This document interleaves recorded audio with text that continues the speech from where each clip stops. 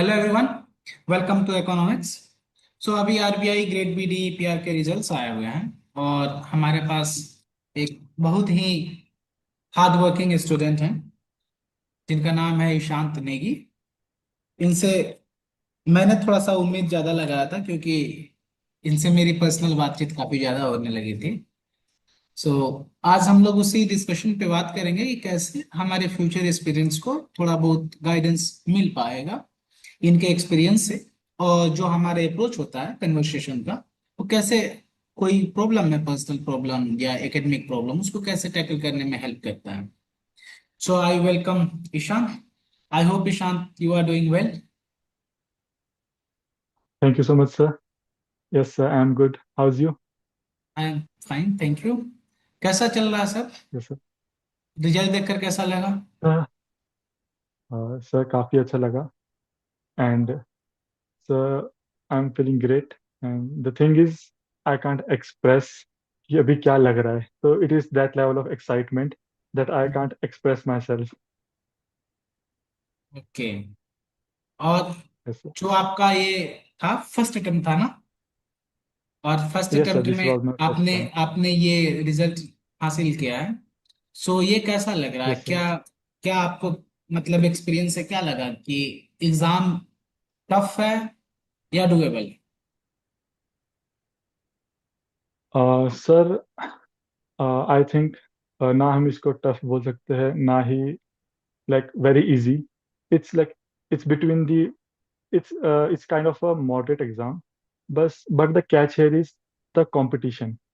Like everything is same for everyone, the syllabus, the pattern for exam, but here the competition is the real thing because you have to compete, and the competition is not a static competition, is a relative competition with other candidates, because like we have seen in the past few years the vacancy has been on a decreasing trend, so the competition is increasing year by year.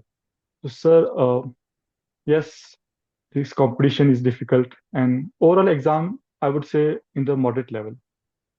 Okay. तो आपने बात की Yes, sir. जो भी seats हैं वो seats कम होती जा रही। सो Yes, sir. सीट्स कम होने से क्या साइकोलॉजिकल प्रॉब्लम होते हैं बच्चों को? Yes, sir. So, like, and sir, it is also very obvious कि vacancies कम हो रही है, and everyone knows that every year there is increasing number of applications. So, I myself, like, uh, I was a aspirant, and हम भी हम भी आपस में टेलीग्राम ग्रुप से ही मिले थे, एंड टेलीग्राम ग्रुप में हम आपस में काफी बात करते हैं, वेरी इंटरेक्टिव सेक्शन होते रहते हैं टेलीग्राम्स में विद अदर एस्पिरेंट्स. तो sir, the number of vacancies is always is one of the important topic in the Telegram group also.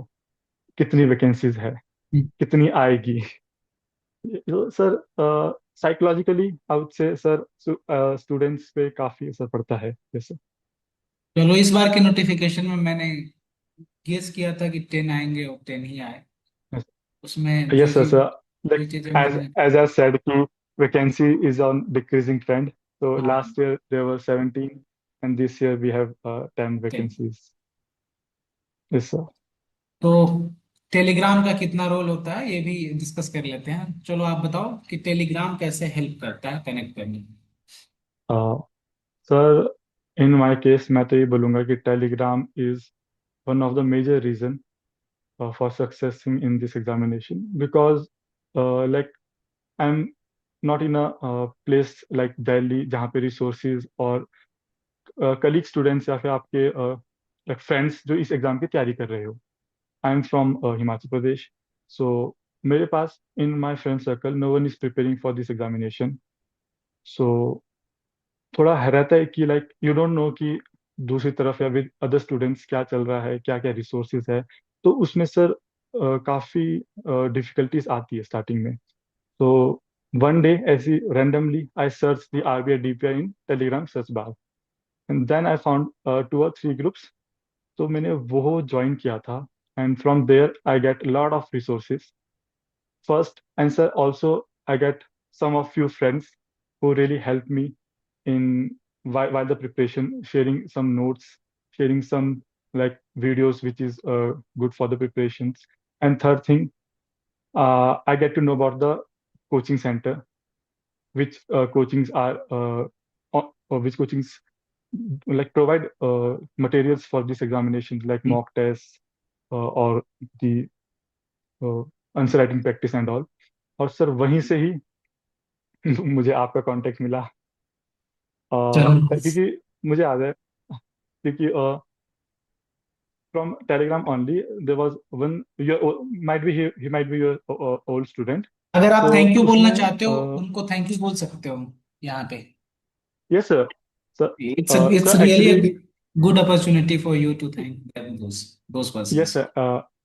Yes sir, I would really like to thank to the admin of that group, and second to that person who shared your video, and he literally give a like उसने काफी बड़ा message लिखा था कि he is Akshay Kumar sir, an alumni of JNU. He's a PhD in economics, and he himself has given 3 times interview for the RBI. So from there, I just touched the link of your अच्छा। YouTube. I guess it was the introduction videos for the RBI DEPR. Your हाँ first हाँ, video on the DEPR. Detail video sir जो था। वहां से मुझे हाँ sir वहां से मुझे आपके आने पता लगा. एंड यू ऑल्सो नो कि मैंने आपको किस सिचुएशन और कब जैसे कांटेक्ट किया था. Like after my immediately after my exam, like for the analysis and the feedback from your side कि सर आपको क्या लगता है कि मेरा होगा या नहीं होगा. This was my one and only question. And I still have your that की नोट जो आपने मुझे लास्ट में लिखा था after seeing my performance in phase 1 and phase 2. Because like to the viewers, पहले मैं context बता देता हूँ इस चीज़ का. So after my phase 1 and phase 2, I wrote everything. I recall each and every questions from phase 1 and the answers जो मैंने उसमें लिखे लिखे हैं. Then मैंने नोट डाउन किया था कि like my मेरा स्कोर इतना आ सकता है कि my expected score is between these two numbers. And for the English मैंने पूरा नोट डाउन किया था कि what like lines and topics I have covered in essay, what kind of essay I have written, what kind of a letter and the passage answers I have written. And then regarding the phase 2, उसमें भी मैंने एक PDF बनाया था जिसमें I have written everything type of questions. क्या क्या मैंने उस क्वेश्चन के अंदर आंसर लिखा है, क्या क्या मैंने कवर किया है, एंड क्या क्या कवर कर सकता था but I was unable to cover due to the time constraint. So मैंने वो पीडीएफ सर के साथ शेयर किया था. Sir please spare time some time to read this PDF and please मुझे मेरी परफॉर्मेंस के बारे में बताओ क्योंकि यू नो मत बेटर मुझे कॉल करो। इस एग्जाम को. हाँ हाँ।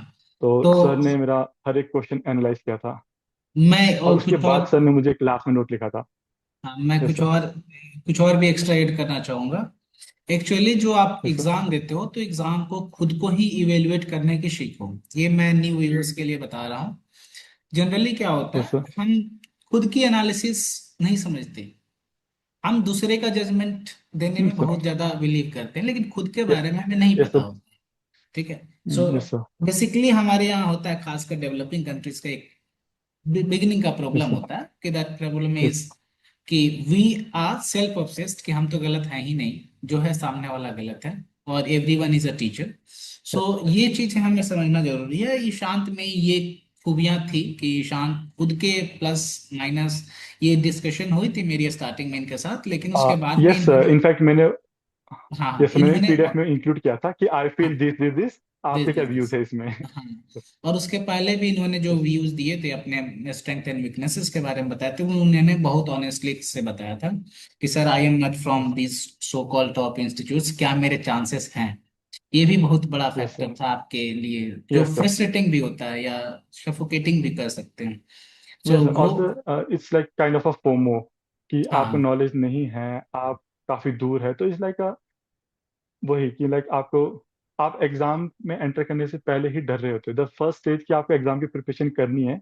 इनफैक्ट हम्म, ये this is not my single problem because मैं जहाँ से हूँ I have some friends from economic background.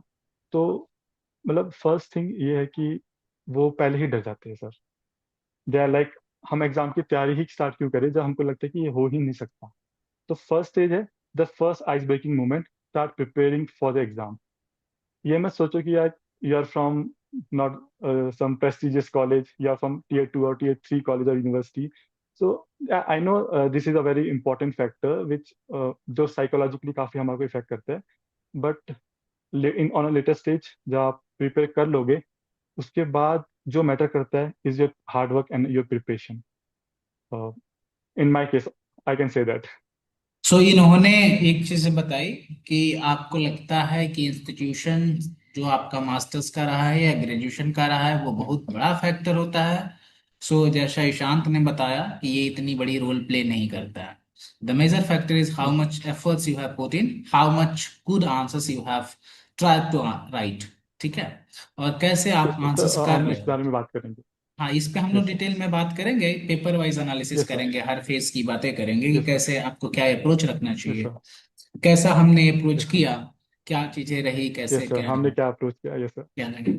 सो सो उस नोट पे मैंने क्या लिखा था थोड़ा बहुत बताओगे जरा, क्योंकि उसके लिए शायद मुझे लगता है बहुत लोग इंटरेस्टेड होंगे। क्योंकि जनरली मैं नोट्स uh, बहुत कम ही लिखता हूँ, लिमिटेड लिखता हूँ, और लेकिन वो बहुत पिन पॉइंटेड होता है। तो जरा आप बताओगे। yes sir, sir. Just a second मैं उसको रीड ही कर लेता हूँ by word, word by word. नहीं नहीं, वो समराइज ही कर सकते हो, या वर्ड बाय वर्ड अगर सामने है तो वो ठीक है भी कर सर. सकते sir I just take 1 minute हो। to okay. open the PDF. Okay.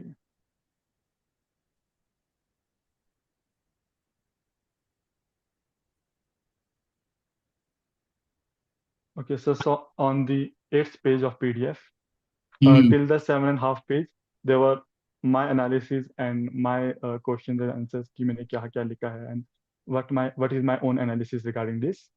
And on the last page, there is a note that you have done incredibly good. I would recommend you to prepare for a final leap.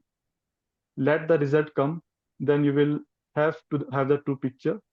The information given reflected your good knowledge base, which is bonus for your phase two. Keep working hard. All the best. सो देखो, So here knowledge base, you, यहाँ पे मैंने दो तीन words जो लिखे हैं उसको थोड़ा इंटरप्रेट करना yes चाहूंगा, sir, और I would take yes sir, help of Ishan कि उन्होंने क्या इंटरप्रेट किया था। सो इस पे जो चीजें थी, सबसे पहली बात आपके knowledge base phase two. So phase two में आपका नॉलेज बेस खुल कर दिखता है। ठीक है, और उसमें yes फेज sir, वन में आपका जो बेसिक कंसेप्ट है उसकी क्लैरिटी है वो ज्यादा मायने रखती है। इस पे हम लोग डिटेल में डिस्कशन आगे करेंगे। yes sir. और इसमें जो फाइनल लिप की बात हुई है, वो फाइनल लिप यानी कि final round, that is interview. So Interview. उसकी Yes बातें sir. हुई थी। सो ईशांत, इससे आपने क्या डिकोड किया और आपको उस समय क्या लगा, आपका क्या प्रिपरेशन होना चाहिए।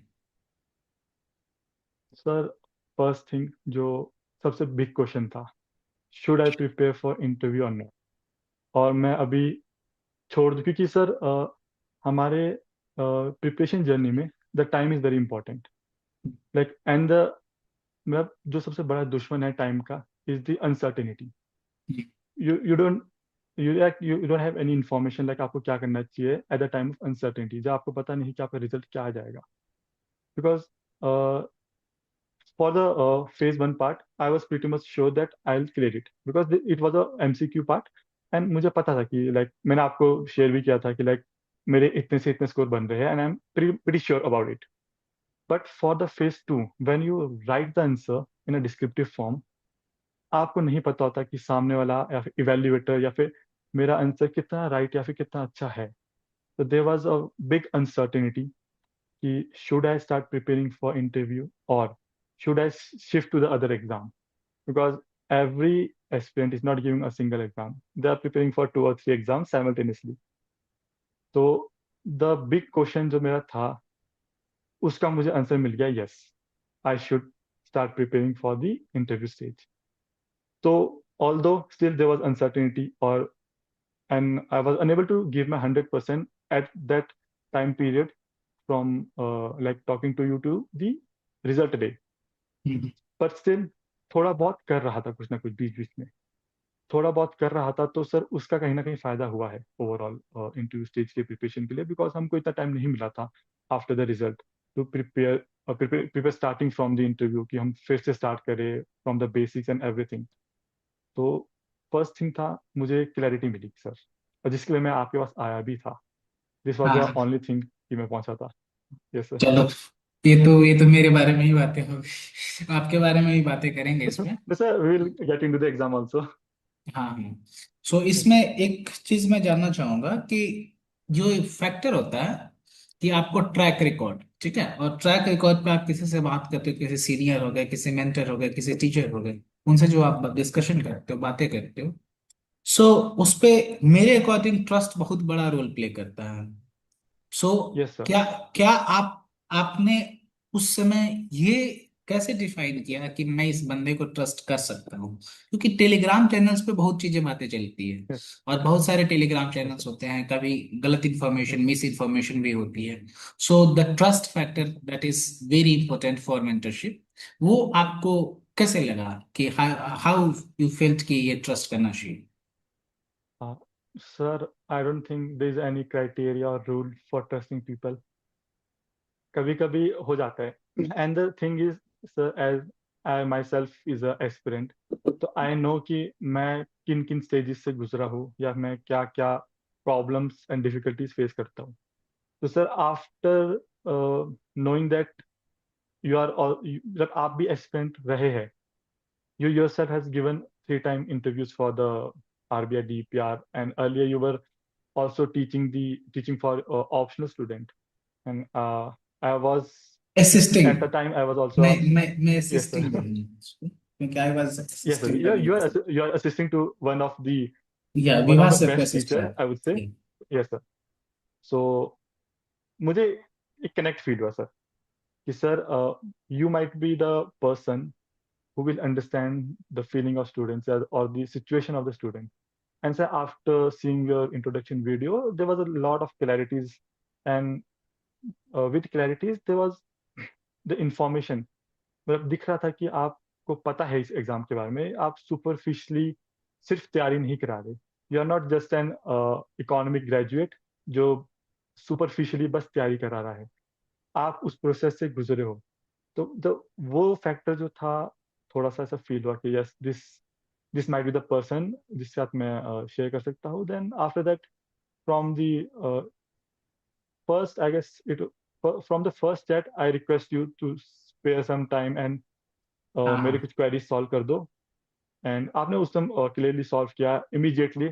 That day I was lucky because you आप फ्री थे उस दिन, एंड आपने मुझे विद इन 2 मिनट मैसेज कर दिया। तो that was the ice breaking moment कि हमने उस टाइम जो बात की थी वो तो हम ऑब्वियसली नहीं लीक करेंगे, बट या हाँ उस टाइम नहीं, अगर थोड़ी उसका सी उस कनेक्ट हो गया उसका था। उसका समरी अगर आप देना Yeah, we चाहते can हो तो share the summary they summary. Yes, we can share the summary. Sir, वही था actually the most important factor है या फिर जो हमको नेगेटिवली इम्पैक्ट करता है, दैट्स द अनसर्टेनिटी और दी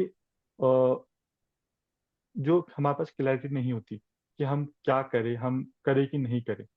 तो और उस टाइम हमको कोई चाहिए होता है कि लाइक हम जिसको बोल सके। And in my case I had no one because no one around me was preparing for RBI DPR। तो फिर मुझे लगा कि मैं सर से कांटेक्ट कर सकता हूँ, और मैंने किया, and I feel my decision was very right eight that moment. तो उसके बाद तो सर आप भी जानते हैं, हम थोड़ा फ्रैंक साइड में चले गए थे।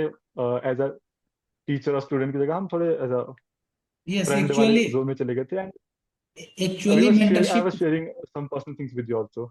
हाँ मेंटरशिप में यस वही सर होता मैं है, मेंटरशिप यस में मैं भी इंटरेस्टेड होता हूँ पर्सनल चीजें जानने में, क्योंकि जब तक मैं आपके पर्सनल साइकोलॉजी को नहीं समझूंगा तब तक मैं सटीक चीजें नहीं बता सकता। तो मेरे भी कुछ डोमेन्स क्राइटेरिया है जिसके कारण मुझे पूछना भी पड़ता है, और आपको भी इस पे यस सर हिचकिचाहट नहीं थी, और आपने इनफैक्ट आपने ही अपने से खुद से ही आपने विलिंगली बताया कि ये चीजें चल रही है। यस सर, इसका तो मैंने इनिशिएट शरीर, लिया कि या आई विल टेल। हाँ these are my problems, these are what I feel, अब आप बताओ सर क्या करना है। सो सारी चीजें थी। सो मैं सही डायरेक्शन में हूँ कि नहीं हूँ। नहीं हाँ, सबसे बड़ा चैलेंज यही होता है किसी के पास कि am I going in the right direction with the right strategy और yes sir. Not, am I referring to the yes sir. Right guidance, और am I referring to the right resources और नॉट। सो ये सारे questions होते हैं, उस questions के लिए आप कभी भी यस सर। कंटेक्ट कर सकते हो। और जो जिसकी बातें कर रहे हैं नेगी, सो आप इकोनॉमिक्स के यूट्यूब चैनल पे जाओगे तो वहां पे आरबीआई डीपीआर का एक प्लेलिस्ट बना हुआ है। वहां पे एक डिटेल्ड वीडियो बनी हुई है, अराउंड 1 घंटे का है, कंप्लीट 1 घंटे का, जिसपे ये सब मैंने पूरे एक सारे घंटे का है? सारे स्टेजेस का मैंने बात किया हुआ है, डिस्कशन किया हुआ है, कैसे अच्छा। चीजें अप्रोच करनी है, कैसे क्या करनी है। आप अगर टॉप इंस्टीट्यूट्स के हो तो आपको किन किन चीजों का स्ट्रेंथ हो सकता है, वीकनेसेस हो सकता है, अगर आप टॉप इंस्टीट्यूट से नहीं हो तो क्या करना चाहिए। शायद मैंने इन सब चीजों पे यस भी सर। डिस्कशन किया है, मैंने रिसोर्सेज पे भी यस सर। डिस्कशन किया है, किन किन बुक्स से रेफर कर सकते हो, कैसे अप्रोच रख सकते हो। ईशांत, इसके अलावा भी आपने कोई एग्जाम प्रिपेयर किया था क्या? Sir, earlier I was preparing for UPSC Civil Service. Okay. After that, IAS. I have given a lot of, yes sir, for IAS examination. And after that, after like completing my coaching, I have given a lot of examination, like be it conducted by UPSC, like CAPF or the EPFA examinations or the other examinations. Beside that, I have given a NABARD grade A. I reached till mains. I have written a mains NABARD mains for the NABARD grade A examination. And after that, after completing my masters, like I gave my attempt for UGC NET.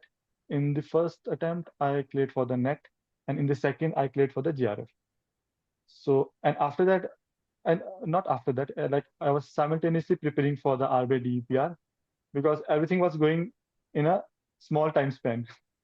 As RBI DEPR is also my first attempt, तो sir ये सारी चीजें simultaneously ही चल रही थी, तो मैंने काफी सारे एग्जाम दिए हैं सर। अच्छा, एक बात बताओ, कोचिंग है, यस सर। मेंटरशिप है, टेस्टरीज है, यस सर। और बच्चे इसमें थोड़े से कंफ्यूज होते हैं कि क्या करना चाहिए, कैसे क्या लेना चाहिए, और ये किस स्टेज पे हेल्प करता है, कैसे हेल्प नहीं करता है, इन सब चीजों पे कुछ आप हिंट दे पाओगे? Yes sir. Sir I personally feel ये सब चीजें सर आज के इन्वायरमेंट में सर इम्पोर्टेंट है, because earlier I said the competition is relative. Hmm. तो सर आपको विद टाइम चलना या फिर विद डिमांड चलना जरूरी है। तो सर आजकल अभी टाइम पे अभी के कंपटीशन में ये सब चीजें बहुत इंपॉर्टेंट है। But this is not the only thing जिसके बेस पे आपका एग्जाम क्लियर हो जाएगा।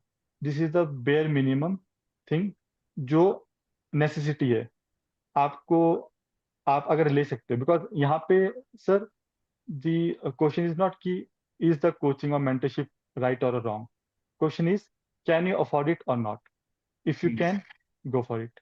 If you're not, if there is some constraint regarding, like if regarding the coaching or regarding the test series, if you have constraint regarding the time or money or any resources, then you have to think कि should I go it for not। आपको rationalise करना पड़ेगा, decide करना पड़ेगा कि कौन सा लूँ कौन सा नहीं लूँ।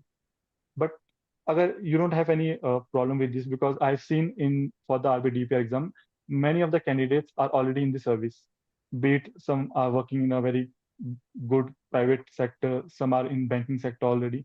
So if they don't have any resource constraint, then there is no question of like whether they should take coaching or take mentorship or not. तो सर सिंपल मुझे तो यही फील हुआ, बिकॉज कहीं ना कहीं ये चीजें हेल्प करती है आप, एंड हेल्प करने के साथ साथ आपको कंपटीशन में बनाए रखती है on the hmm. Right direction. तो ईशांत ने अभी एक बातें कही मेंटरशिप वगैरह का, एफर्ट वगैरह करने का। सो अगर मान लो किसी भी इंस्टीट्यूट से अगर आपको लेना है, एफर्ट करने की बात अगर हो गई है, यस सर। अगर मान लो अगर आप एफर्ट करते हो तो उतने पे करके ज्वाइन कर सकते हो, अगर आप एफर्ट नहीं करते हो तो आप डिस्काउंट्स के लिए भी बात कर सकते हो। सो यस बहुत सारे यस इंस्टीट्यूट्स सर, सर वो तो फिर प्रोवाइड इंस्टीट्यूट करते हैं। फैक्टर। Yes sir. हाँ, इनफैक्ट हमारे यहाँ भी ये ऑप्शंस है कि इकोनॉमिकली चैलेंज्ड बच्चों को, क्योंकि रिसोर्सेस इंडिया में वो भी सी बात है, रिसोर्स बहुत बड़ा कंस्ट्रेंट है, तो उस पे आप कांटेक्ट कर सकते हो, कभी भी आपको हेल्प किए जाएंगे। कुछ चीजें हैं कि अपॉर्चुनिटी कॉस्ट काफी हाई होता है अच्छे क्वालिटी वाले इंस्टीट्यूशंस में, तो आपको जनरली वहां पे डिस्काउंट्स रेट थोड़े से मुश्किल हो जाते हैं, लेकिन आपसे कुछ चीजें पूछी जाएगी, आपके बैकग्राउंड पूछे जाएंगे, हो सकता है कुछ आपसे पर्सनल चीजें पूछी जाए ताकि वेरीफाई करने के लिए कि आप फ्रॉडबाजी नहीं कर, ठीक है, लेकिन जनरली इंस्टीट्यूट सुनती है। इस पे मैं आपसे पूछूंगा ईशान, अब हम लोग यस एग्जाम पे सर। चलते हैं, ठीक है, एग्जाम्स के प्रिपरेशन पे यस डिकोड सर। करते हैं। उसके पहले मैं दो चीजें ईशांत के बारे में बताना चाहूंगा। ईशांत सेल्फ मोटिवेटेड इंसान है। और ईशांत से जब जब इनका इंटरव्यू के लिए फाइनल कॉल आ गया था, so he is the person, he said, sir, I am now earning money, so I want to pay you for the course. मैंने बोला भाई रुक जाओ, let us first get into the place. पहले चीजें स्टार्ट करते हैं, ये चीजें भी करो, उसके बाद ये जो फॉर्मेलिटीज हैं वो सारी चीजें चलती रहेगी। सो उस समय हम लोग कभी देख ही रहे थे कि इंटरव्यूज वगैरह कंडक्ट करें ना करें, करें ना करें। और ईशांत को था कि सर मुझे एक तो करना है आपके साथ, अब आप जानो कि कैसे क्या है। और दूसरी बात ये यस। थी कि तो उस टाइम आपके आपने मैसेज यही किया था कि अभी हम डिसाइड कर ही रहे कि कितना करे या क्या करे। आई वाज द हाँ, फर्स्ट कि सर आपको करना ही पड़ेगा। मेरे लिए तो करना पड़ेगा। चलो, यस। वो अब फिर इसके एंड सर बाद जो, हमारा फर्स्ट एंड सर हमारा जो फर्स्ट मॉक टेस्ट था वो कोई फॉर्मल मॉक टेस्ट भी नहीं था, वो व्हाट्सएप वीडियो कॉल पे था। हाँ हाँ, जनरली वी वर मैं not using the Zoom meeting और एनीथिंग। हमने व्हाट्सएप कॉल पे ही किया था, like as a talk. Yes sir. Generally WhatsApp call मैं इसलिए करता हूँ कि थोड़ी बहुत हेजिटेशन आपकी गायब हो जाए, ताकि मैं आपको, यस सर। आपकी जितनी ज्यादा गलतियां हो, वो ज्यादा से ज्यादा मैं गलतियां देख पाऊँ। सो इस पे यस। भी हम लोग डिस्कशन करेंगे इंटरव्यू राउंड्स पे, कि इंटरव्यू में ईशांत ने जितनी गलतियां कर सकते थे, इन्होंने जो 3 मॉक्स हमने लिए थे, करी। 4 मॉक्स जो हमने लिए थे, उन यस। सब में इन्होंने भर भर कर गलतियां की है। और लेकिन इंटरव्यू के पैनल के सामने इन्होंने सारी गलतियां छुपा दी। So that is really yes. What I want, कि आप एग्जाम एंटर करने से पहले सारी मिस्टेक्स करो। मैं चाहता हूँ एग्जाम के एक दिन पहले तक करो, लेकिन एग्जाम के दिन आप बेस्ट अपना दो।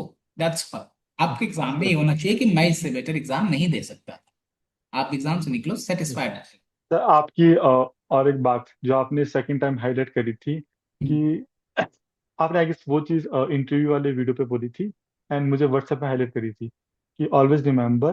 वहाँ मैं फिर भूल गया, बट ऑलवेज रिमेंबर कि वो जो मोमेंट है वो फिर कभी नहीं मिलेगा। वो मोमेंट लाइक बहुत अच्छा मोमेंट होने वाला है, आपका best time of your life. और मैं वो हुआ ही। मैं व्यूअर्स को बताना चाहता हूँ, मेरा एक डायलॉग है जो कि जब मैं खुद प्रिपेयर करता था और मेरे कुछ फ्रेंड्स थे, सो उस समय हम लोग मॉक इंटरव्यूज की तैयारी करते थे आपस में। So I had a dialogue that, listen, when we had to talk to professors we had to seek for appointments. और वो अपॉइंटमेंट कुछ मिनटों का ही मिलता है। Yes sir. ठीक है, वो यस। लिमिटेड टाइम ड्यूरेशन का मिलता है, 5 मिनट 10 मिनट का मिलता है। ओके। सो उन 5 मिनट 10 मिनट में हमें चीजें क्या करनी होती है, सारे हमें बताना होता है। और जो भी डिस्कशन होती है वो 10 मिनट के अंदर में आपको वाइंड अप करना है, जो भी सजेशंस चाहिए, जो भी जैसे भी चाहिए। अब सिचुएशन क्या है, जब हम बातें कर रहे होते हैं, ओके, अब यहाँ पे इंटरव्यूज में जो बड़े बड़े पैनलिस्ट्स हैं, इतने वेल नोन रिसर्चर्स हैं, प्रोफेसर्स हैं, ब्यूरोक्रेट्स हैं, वो हमको पॉलिसी सुनने के मेकर्स लिए हैं, बैठे हैं। वो आपको सुनने के लिए आधे घंटे यस पंद्रह सर, मिनट वो बीस हमको मिनट सुनने के लिए बैठे हैं। वो हमारे यस सुनने सर। के लिए बैठे हैं। हम उनके सुनने के लिए नहीं जा रहे, वो हमारे सुनने के लिए वो हमें बुला रहे हैं। सो इस टाइम को यूटिलाइज करना है कि हम जो बातें बोल रहे हैं वो हमारा उनको छू जाए, उनको लगे कि नहीं बच्चा अच्छा था, बहुत अच्छा सजेशन देकर गया। मैं ये भी लाइन बोलता हूँ कि आपको रिजल्ट से मायने नहीं रखना चाहिए, क्योंकि अगर रिजल्ट कुछ भी हो, आपको शॉर्ट टर्म के लिए अच्छा लग सकता है, लेकिन अगर मान लो थोड़ी देर के लिए कि वहां पे आपने कुछ सजेशन दिए और उन्होंने पॉलिसी मेकिंग में उसको यूज किया, सो इससे ज्यादा बड़ा आपके लिए विन आपका रिजल्ट भी नहीं देगा लॉन्ग रन में। So short run yes sir. में आपको अच्छा लग सकता है कि मेरा ये रिजल्ट हो गया, लेकिन लॉन्ग रन में आप कोशिश करोगे कि मेरी जो बातें थी वो पॉलिसी मेकिंग में चली गई, सोचो ये भी मैंने ही सजेशन यस। दिया था और इस सर ने कर दिया, तो वो काफी अच्छा लगता है। सो दैट वाज वन पॉइंट। तो इनको, ये किसी के लिए भी इंटरव्यू में जाने से पहले ये बहुत बड़ा स्ट्रेस बस्टर की तरह काम करता है, और आप बहुत मतलब लाइट हो जाते हो, अपने आप को रिलैक्स्ड फील करते हो। सो मैं किसी भी इंटरव्यूज के लिए मैं ये सजेशन सबको देता हूँ। सो आप कोशिश करें, इस टैग को याद रखें। ठीक है। और मैं कोशिश करूंगा कि इसकी पेटेंटिंग कहीं हो पाती तो मैं पेटेंट कराता। ठीक है, कि ये मेरा खुद का रहे। चलो तो ये स्टार्ट करते हैं ईशा। यस सबसे सर। पहले, सबसे पहली बात, ये एग्जाम देना चाहिए या नहीं देना चाहिए। दैट मीन्स बाकी जो ऑप्शंस हैं, उस ऑप्शन में इस ऑप्शन में ऐसा क्या अच्छा लगता सर आई थिंक ये क्वेश्चन थोड़ा सा गलत है, क्योंकि sir if you are preparing and if you are determinant, तो आपको एटलीस्ट ये क्वेश्चन तो नहीं आएगा कि प्रिपेयर करूँ या ना करूँ। बट हाँ, अगर आप जब आपने आप इन बिटवीन द प्रोसेस है, आपने प्री दिया है, मेंस दिया है, देन ये क्वेश्चन आ सकता है कि मैं नेक्स्ट स्टेज के लिए करूँ या ना करूँ, मेरा क्लियर होगा या नहीं होगा। But sir eight the first place I don't think कि ये क्वेश्चन आना चाहिए कि मैं इसके लिए प्रिपेयर करूँ या ना करूँ।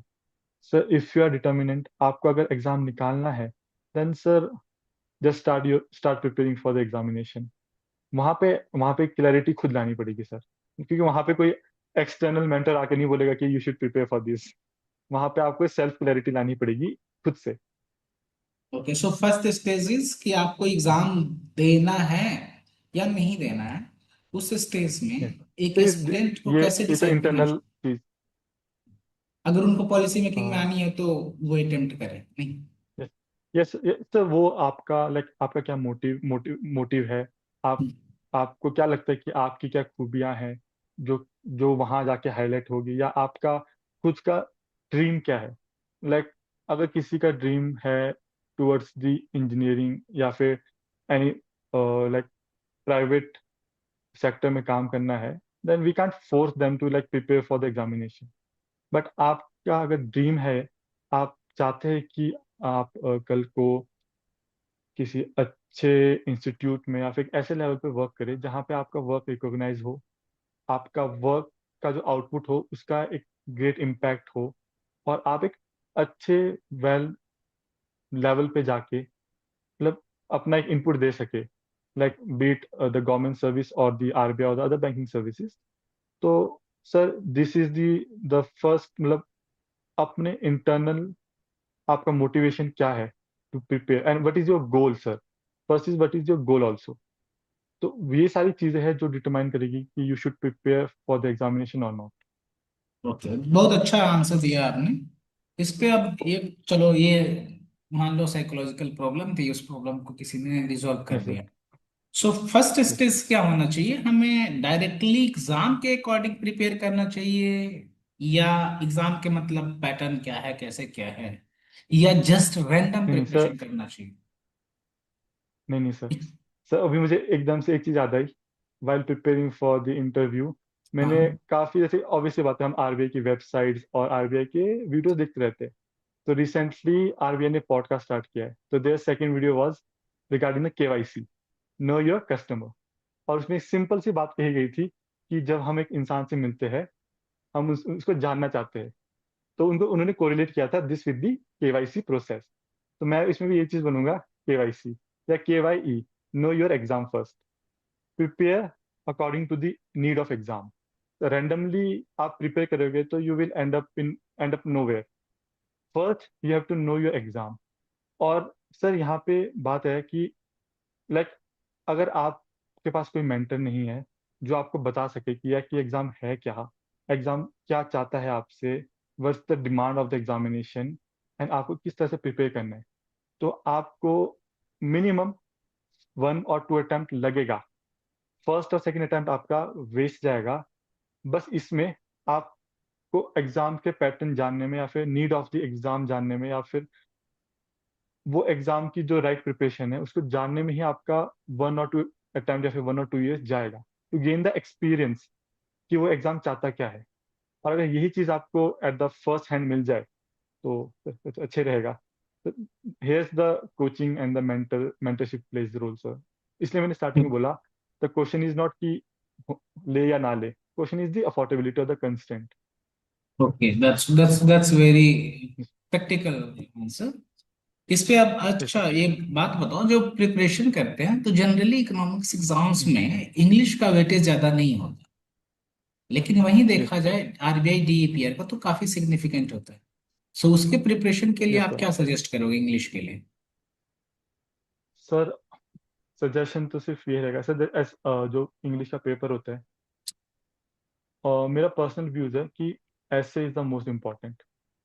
और ऐसे ही है जो कंपटीशन डिसाइड करता है मेरे हिसाब से। The other questions like the precis, the passage और the letter writing, I feel sir वहाँ पे एक एवरेज बच्चा भी अच्छा करता है, और वहाँ पे सबको सेम मार्क्स मिलते हैं। बिकॉज भले ही मुझे this is was my first attempt for the RBI, but earlier I have given the NABARD grade A mains, so I had a like little bit knowledge regarding the English paper. मैंने उस time English paper दिया था, मेरे score भी अच्छे आए थे, like average जो स्कोर रहता है इंग्लिश पेपर में फॉर दैट एग्जाम मेरे वहीं पे थे। तो मुझे वहाँ पे रियलाइज हुआ था कि इंग्लिश पेपर कैसा होता है।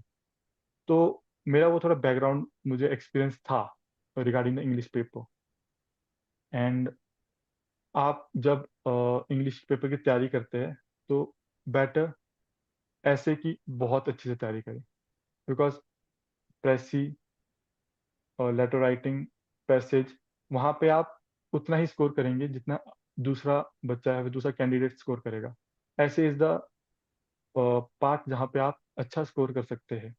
एंड अभी ऑब्वियसली अभी स्कोर आउट नहीं हुआ है, but I feel the English papers score is one of the biggest factor कि मेरी फाइनल सिलेक्शन हुई है।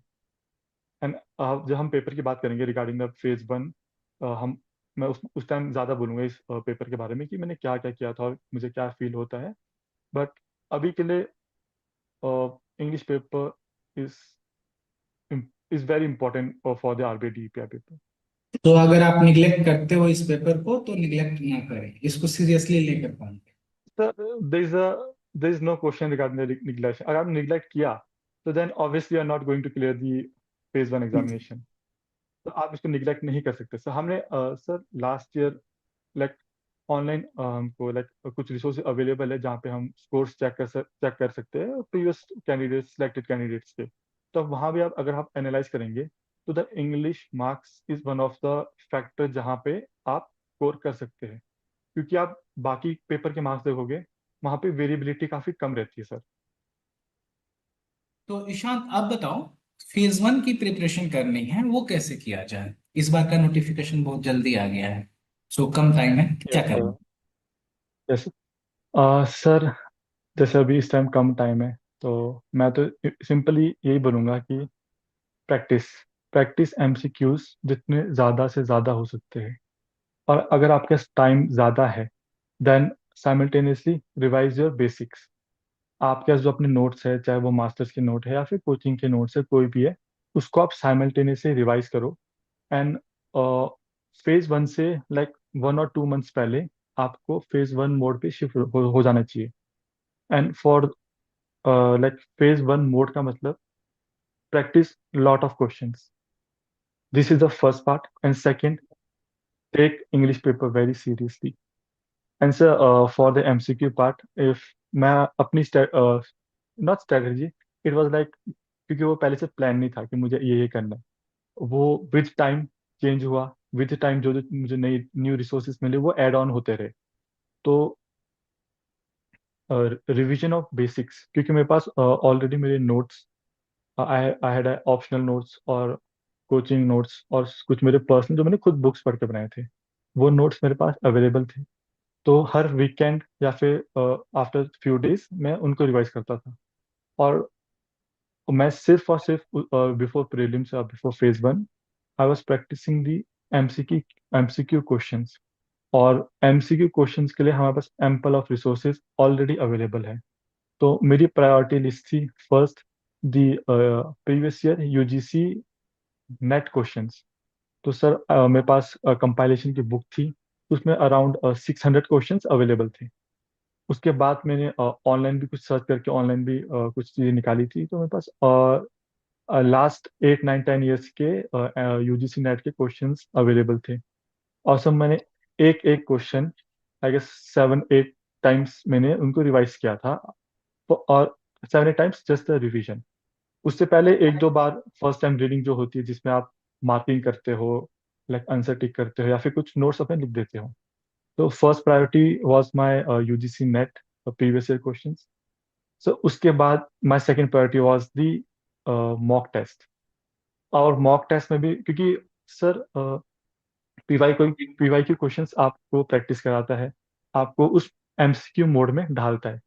And mock test is important कि आप वो स्पेसिफिक वो टॉपिक्स जानो जो ज़्यादा इम्पोर्टेंट है फॉर द एग्जाम।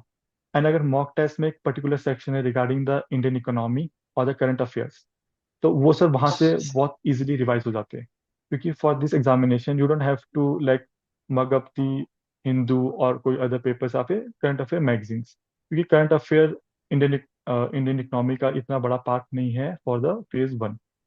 तो बेटर आप आपका इंडियन इकोनॉमी आपके करंट मॉक टेस्ट से कवर होगा, and UGC NET questions, and third priority was IIT JAM PYQs, and fourth and the last जिसको मैंने बहुत सिलेक्टिवली प्रिपेयर किया था वो था गेट का इकोनॉमिक्स के पीवाईक्यूज। तो मेरा मानना इतना था कि लाइक फर्स्ट टू रिसोर्सेज मेरा पूरा जो सिलेबस है वो मुझे रिवाइज कराएंगे और मुझे प्रैक्टिस कराएंगे, and last two resources were regarding the econometrics and the statistics. तो मैंने उन पेपर को इकोनोमेट्रिक्स और स्टैटिस्टिक्स पे ज़्यादा फोकस किया, ताकि मैं इस इकोनोमेट्रिक्स और स्टैट्स में एमसीक्यू वाला हिस्सा भी छोड़ के ना आऊँ, क्योंकि वो भी काफ़ी इंपॉर्टेंट है। ऑल्दो हमारे वाले में काफ़ी कम क्वेश्चन थे, बट हु नोज कि लास्ट ईयर कम आए तो फिर नेक्स्ट ईयर बहुत ज़्यादा आएंगे। तो ये मेरी प्रायोरिटी लिस्ट थी from UGC NET PYQs, then although there आपके करंट मॉक। इकोनॉमेट although आपके इकोनोमेट्रिक्स और स्टैटिस्टिक्स उतने स्ट्रांग नहीं थे, फिर भी आपने उसको यस सर, छोड़ा मेरे नहीं। नो सर, सर मेरे एक्चुअली मेरा वो स्ट्रांग नहीं था, the econometrics and the statistics मैं बोलूँगा सर बेसिक्स रिलेटेड मेरे थे। स्ट्रांग थे, because because I had mathematics in my high school. तो वहाँ पे मैंने थोड़ा बहुत पढ़ा था, एंड रिग्रेशन बेसिक्स मैंने ऑलरेडी पढ़ा हुआ था इन मैथमेटिक्स। तो मुझे पर हाँ स्टार्टिंग में काफ़ी प्रॉब्लम आई इकोनोमेट्रिक्स को पढ़ने के लिए, खासकर इकोनोमेट्रिक्स। तो सर वो मैंने उसके एमसीक्यूज मैंने आई जैम एंड गेट इकोनॉमिक्स के पेपर से किया था। राजा आई वुड से कि गेट इकोनॉमिक्स को थोड़ा सिलेक्टिवली करे, क्योंकि उसमें कुछ क्वेश्चंस ऐसे हैं जो जिसके चांसेस काफी कम रहेंगे आरबीआई में आने के, क्योंकि वो काफी काफी मतलब लेंथी भी थे, और ऑन दी मतलब ऐसे नहीं थे कि जो कॉम्पिटिटिव एग्जाम में आए जहाँ पे टाइम कंस्टेंट भी है आपके पास। तो the last resource selectively, but first three resources आप उसमें चांस नहीं ले सकते। लाइक आप जितना ज्यादा कर सकते हैं वो करें। लाइक इसमें कोई वो नहीं है कि लास्ट 5 ईयर्स या लास्ट 6 ईयर्स या फिर लास्ट 2 ईयर्स, जितना आप कर सकते हैं कीजिए, क्योंकि तो एमसीक्यूज में तो प्रैक्टिस बहुत मैटर करती है।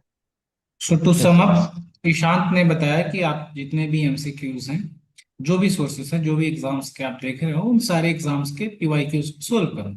उसके साथ में इस एग्जाम के पैटर्न को समझने के लिए एग्जाम के जो भी मॉक टेस्ट हैं, टेस्ट सीरीज हैं, उसको आप अटेम्प्ट करो, ताकि आपको एग्जाम का ओरिएंटेशन भी मिल जाए और जितने ज्यादा से ज्यादा आप क्वेश्चंस कर सकते हो उतने क्वेश्चंस कर पाओ। और इन्होंने आईआईटी जैम और गेट के पेपर्स का बोला था, वो आईआईटी जैम और गेट ये दोनों जो है, ये दोनों आपके मास्टर्स के लिए भी एलिजिबिलिटी है और पीएचडी के लिए भी एलिजिबिलिटी है। Yes so sir. एक तरह से समझो मास्टर्स के लेवल का भी क्वेश्चंस होंगे और बेसिक्स भी क्वेश्चंस होंगे। सो ये बहुत बड़ा चैलेंज होता है। कुछ बच्चे एडवांस कंसेप्ट में बहुत अच्छे होते हैं, कुछ बेसिक्स में बहुत स्ट्रांग होते हैं। सो इसका एक बहुत बड़ा ब्लेंड हो जाता है। although उस पे नंबर ऑफ क्वेश्चंस काफी लिमिटेड है, फिर भी आपको एक अलग डायमेंशन मिलता है कि एक इस तरह से क्वेश्चंस पैटर्न्स हो सकते हैं। There can be the way कि इस तरह से क्वेश्चंस को मॉडिफाई किया जा सकता है, ये ऑप्शंस ट्रिकी किया जा सकता है। So these are all aspects जो कि शांत ने इसको हैंडल किया, और मैं किसी भी एस्पिरेंट को कहूंगा कि इसको आपको करनी चाहिए। बहुत सारे यस इनफैक्ट पीवाईक्यूज सर। इनके इनके यस हमारे यूट्यूब चैनल पे भी डिस्कस्ड है। यस। सो आप उसको रेफर कर सकते हो। अल्दो ईशांत के टाइम पे वो फैसिलिटीज उस समय तक हमने यूट्यूब पे नहीं जाना। नहीं है सर। सो अभी यूट्यूब पे आ गई है वो सारी चीजें। अगर आपको डाउट्स हैं तो कुछ उसके उसके भी प्लेलिस्ट्स बने हुए हैं, आप वहां से पीवाईक्यूज डिस्कशन का हेल्प ले सकते हो। छोटे मोटे आपको चीजें कंसेप्ट समझ नहीं आ, ठीक है। सो अब फेज वन का तो आपने बता दिया, और फेज वन में इंग्लिश पेपर। इंग्लिश पेपर का बताओ। यस। इंग्लिश पेपर भी बताओ और बाकी का भी बता सकते हो। फेज वन में इकोनॉमिक्स में जो बाकी डोमेन्स है, क्या उनको अपने पर्सनल नोट से ही कर लेना चाहिए, या बुक्स रेफर करना चाहिए, या सिर्फ टेस्ट वगैरह से हो जाए? सर हम मुझे लगता है सिर्फ एक रिसोर्स है, एक स्ट्रेटेजी या तरीका फॉलो करने से ज़्यादा फ्रूटफुल चीज़ें एग्जाम क्लियर होगा, क्योंकि एग्जाम में फेज 1 की रिक्वायरमेंट अलग है।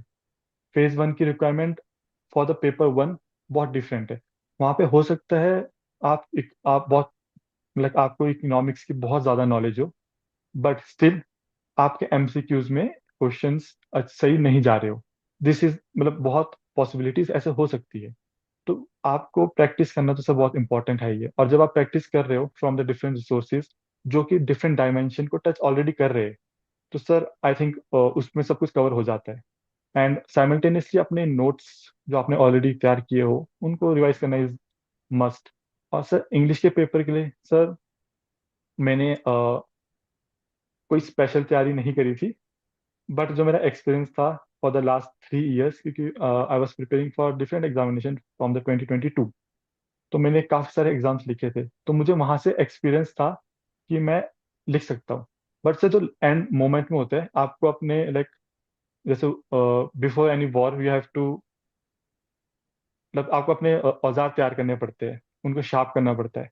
तो सर बिफोर एग्जाम मैंने बस एक चीज ट्राई किया था कि डिफरेंट डिफरेंट डायमेंशंस पे गवर्नमेंट स्कीम्स और जो रिसेंट उसमें करंटली जो चेंजेस आए हैं उनको मैं पढ़ लूँ। और आई वॉज लकी इनफ कि वहाँ पे एक क्वेश्चन ऐसा आया जहाँ पे मैं भर भर के गवर्नमेंट के स्कीम्स, इनिशिएटिव्स डाल डाल सकूँ। सो एंड मैंने आपसे पहले भी शेयर किया था, इंग्लिश पेपर में ऐसे वॉज द बेस्ट जो हाँ। मुझे लगता है, मैंने बोला था।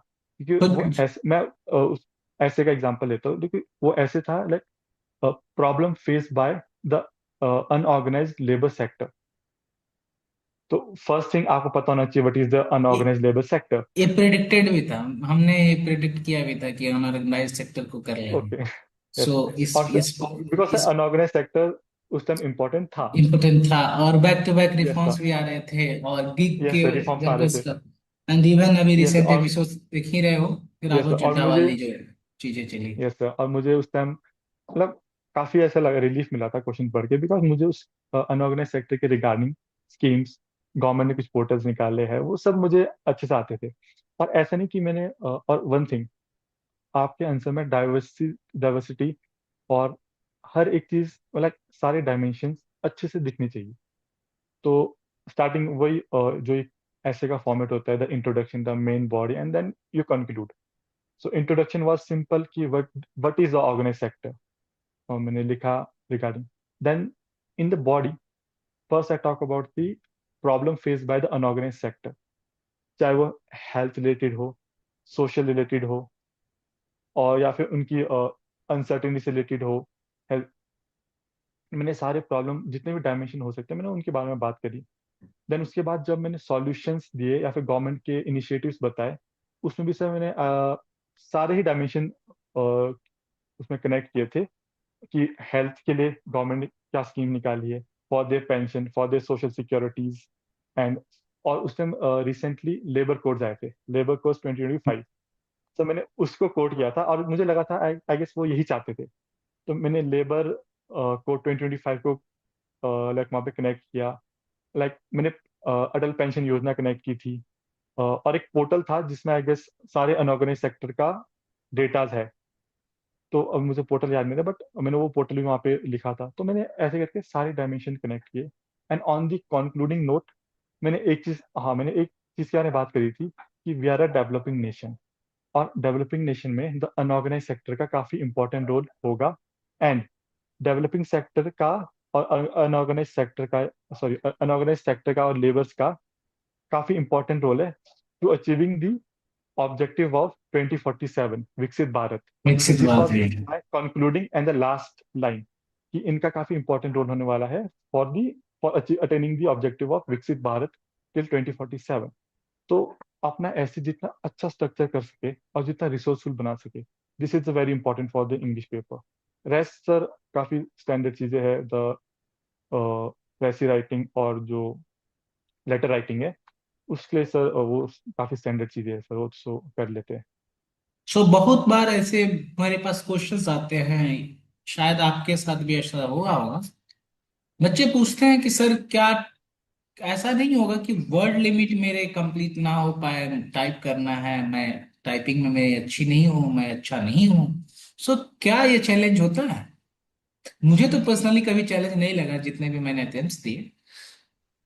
क्या आपको कभी ये सर चैलेंज लगा, या ये चैलेंज होता है? नहीं सर, सर चैलेंज होता है सर, चैलेंज होता होगा क्योंकि from not not from my own perspective, because मुझे मेरे लिए भी कोई चैलेंज नहीं था, because I was using my laptop. काफ़ी सालों से मैं लैपटॉप यूज़ कर रहा हूँ, क्योंकि जब हम स्टडी करते हैं तो हम काफ़ी सारी चीज़ें ऑनलाइन सर्च करते हैं और ऑनलाइन पीडीएफ वगैरह सब पढ़ते हैं। तो मैं काफ़ी साल तक ना लैपटॉप यूज़ कर रहा था, जिसकी वजह से मुझे some kind of typing practice हो चुकी थी। और एज आई सेड, पहले ही मैंने एक बार नबार्ड का एग्जाम में जी ये सर। चीज ये जो प्रोसेस है फेस किया है। तो उस टाइम मैंने थोड़ी प्रैक्टिस करी थी विद द कंप्यूटर का ओल्ड लैपटॉप, क्योंकि एक चीज़ है, वहाँ पे आपको कंप्यूटर का एक पुराना लैपटॉप मिलेगा, वहाँ पे आपको एक ब्रांड न्यू या लैपटॉप का कीबोर्ड नहीं मिलेगा। तो आप उसमें आपको थोड़ा हार्ड प्रेस करना पड़ता है। तो वो प्रैक्टिस अगर आप एक बार कर ले तो आई डोंट थिंक उस वो फिर रिपीट करने की जरूरत पड़ती है, क्योंकि मैंने भी सिर्फ आई गेस उस टाइम एक साल पहले वो प्रैक्टिस करी थी। और फॉर द आरबीआई डीपीआर ना टाइपिंग प्रैक्टिस एंड ज़्यादा कुछ नहीं किया था फॉर द इंग्लिश पेपर। बस मैंने अपने रिसोर्सेज कलेक्ट किए थे बिफोर द एग्जाम, जिसको मैं वहाँ पे रिप्रोड्यूस कर सकूँ। सो ईशांत का कहना है कि जो आप लैपटॉप पे टाइप करते हो वो आप कीबोर्ड पे टाइप करो। मैं भी रिसर्च स्कॉलर था जब मैं अटेम्प्ट दे रहा था, तो चीजें ये भी मेरे एडवांटेज में हो सकती है कि मेरी टाइपिंग स्पीड उस समय तक काफी अच्छी हो गई हो, या एटलीस्ट मतलब जो चीजें मैं फील कर पा, जो मैं सोच पा रहा हूँ वो मैं वर्ड्स में टाइप कर पा रहा हूँ। चलिए, इस पे जानने से पहले मैं थोड़ा सा जानना चाहूंगा कि ईशांत जो इंग्लिश है उसका वर्ड लिमिट ब्रीच करना या वर्ड लिमिट कंप्लीट करना, ये कितना मायने रखता है?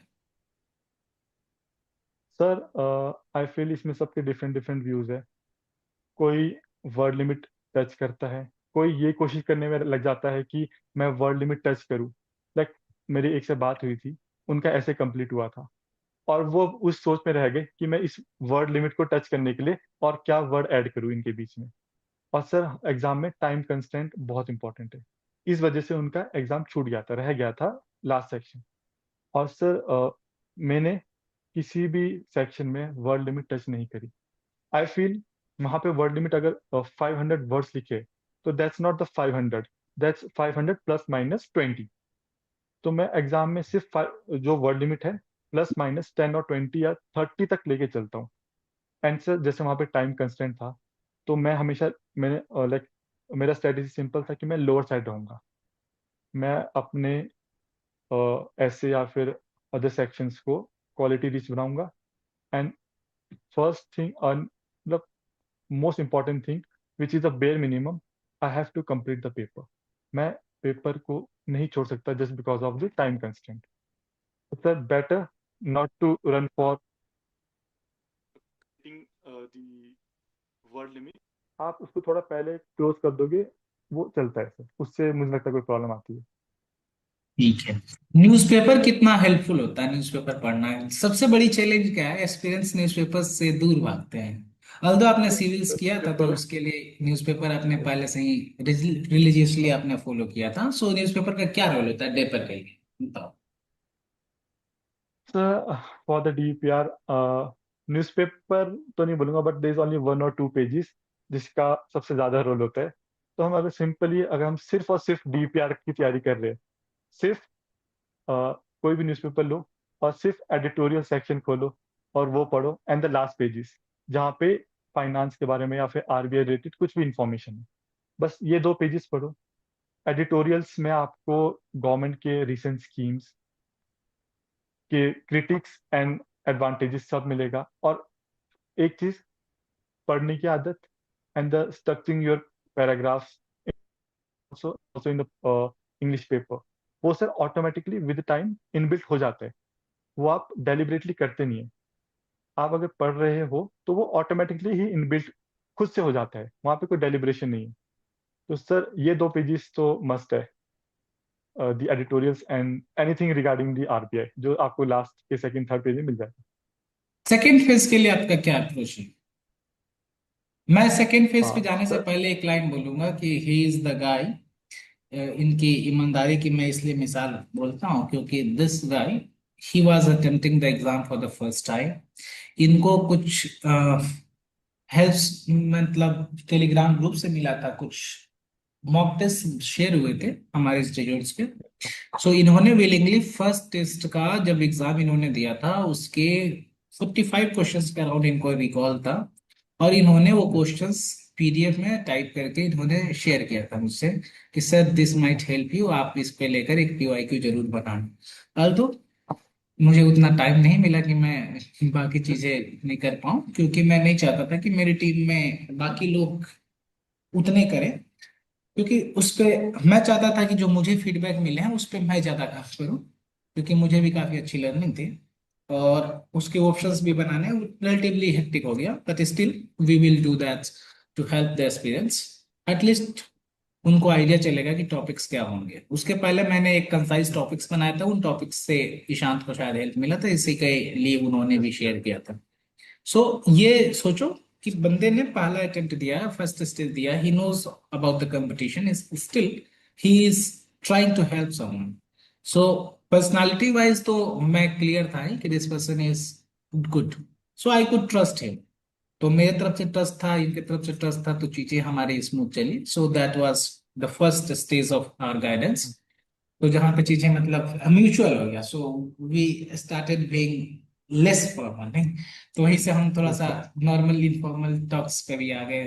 चीजें सही तरीके से हम लोग डिटेल्ड वे में बात कर पाए। सो अब चलते हैं सेकेंड फेज पे, बात करते हैं सेकेंड फेज पे आपका क्या बताना हो। सर, सेकंड फेज की तैयारी आफ्टर फेज वन ही नहीं होती। सिंपल है। अगर before the phase one also और while preparing for phase one, आपको अपना नोट्स और जो भी आपका स्टैटिक पार्ट है वो आपको साइमल्टेनियसली रिवाइज करते रहना चाहिए। एंड आफ्टर फेज वन सिर्फ और सिर्फ आप राइटिंग प्रैक्टिस पे ही ध्यान दो। और मतलब ऐसे कि आप सिर्फ और सिर्फ आंसर लिखते रहो डेली वहां पे। और may be if you get time, आप अपना स्टैटिक फिर से वो जो आपके पर्सनल नोट्स है उसको आप रिवाइज करते रहो, क्योंकि कहीं से भी कुछ भी क्वेश्चंस आ सकते हैं और आपको कोई भी सेक्शन या वन सिंगल रिवीजन कहीं से भी हेल्प कर सकता है। तो अगर आपका आप अभी सिर्फ इनिशियली प्रिपेयर करना स्टार्ट कर रहे हो, तो देन आप सबसे पहले अपना स्टैटिक और जो भी सिलेबस है उसको मिनिमम 2 to 3 टाइम्स कवर कर लो। और अगर आपका फेज वन हो गया है या फिर आपको ऐसा लगता है कि आपका हो जाएगा या फिर it will be like positive result आने वाला है, then shift to the answer writing. Answer writing करो। और for the answer writing they are ample of resources. we have optional papers by the UPSC, we have Indian Economic Service paper। तो आप वहां से questions ले सकते हैं if you are unable to afford mock test। And but again यहाँ भी मुझे फील होता है कि मॉक टेस्ट आपको उस सब्जेक्ट के बाउंड्री में, मतलब उस सब्जेक्ट के जो जो हराइजन है उसके अंदर रखता है आपको द करंट मॉक टेस्ट। बाकी अगर आपको हराइजन से आगे जाना है, एक्स्ट्रा मतलब अपने आप को ज्यादा प्रिपेयर करना है फॉर द अनसर्टेनिटीज या फिर जो भी एग्जाम में कुछ चेंजेस हो सकते हैं, उसके लिए आप ऑप्शंस पेपर और इकोनॉमिक सर्विस पेपर के पीवाईक्यूज आपको मतलब वहां से प्रैक्टिस कर लेना चाहिए। एंड ऑल्सो सर, अगर आप सिर्फ और सिर्फ डीईपीआर के लिए ही तैयारी कर रहे हैं and you are not giving the economic service और you have not prepare for the UPSC, still आपको इकोनॉमिक सर्विस और ऑप्शन पेपर करना मस्ट है। बिकॉज जो आपका कंपटीशन है वो दोनों एग्जाम के लिए प्रिपेयर कर रहा है और मे बी वो दोनों एग्जाम को का इंटरव्यू तक स्टेज पहुंच चुका है या फिर उसको उन्होंने काफी मतलब मल्टीपल टाइम्स वो एग्जाम लिख चुका है। तो ही हैड एन एक्सपीरियंस। जो आपको भी प्रैक्टिस करना है विद द पीवाईक्यूज, हो सकता है उन्होंने लाइव लिखा हो। तो आपको अगर उनको कम्पीट करना है तो आपको ये सारी चीजें करनी मस्ट है सर।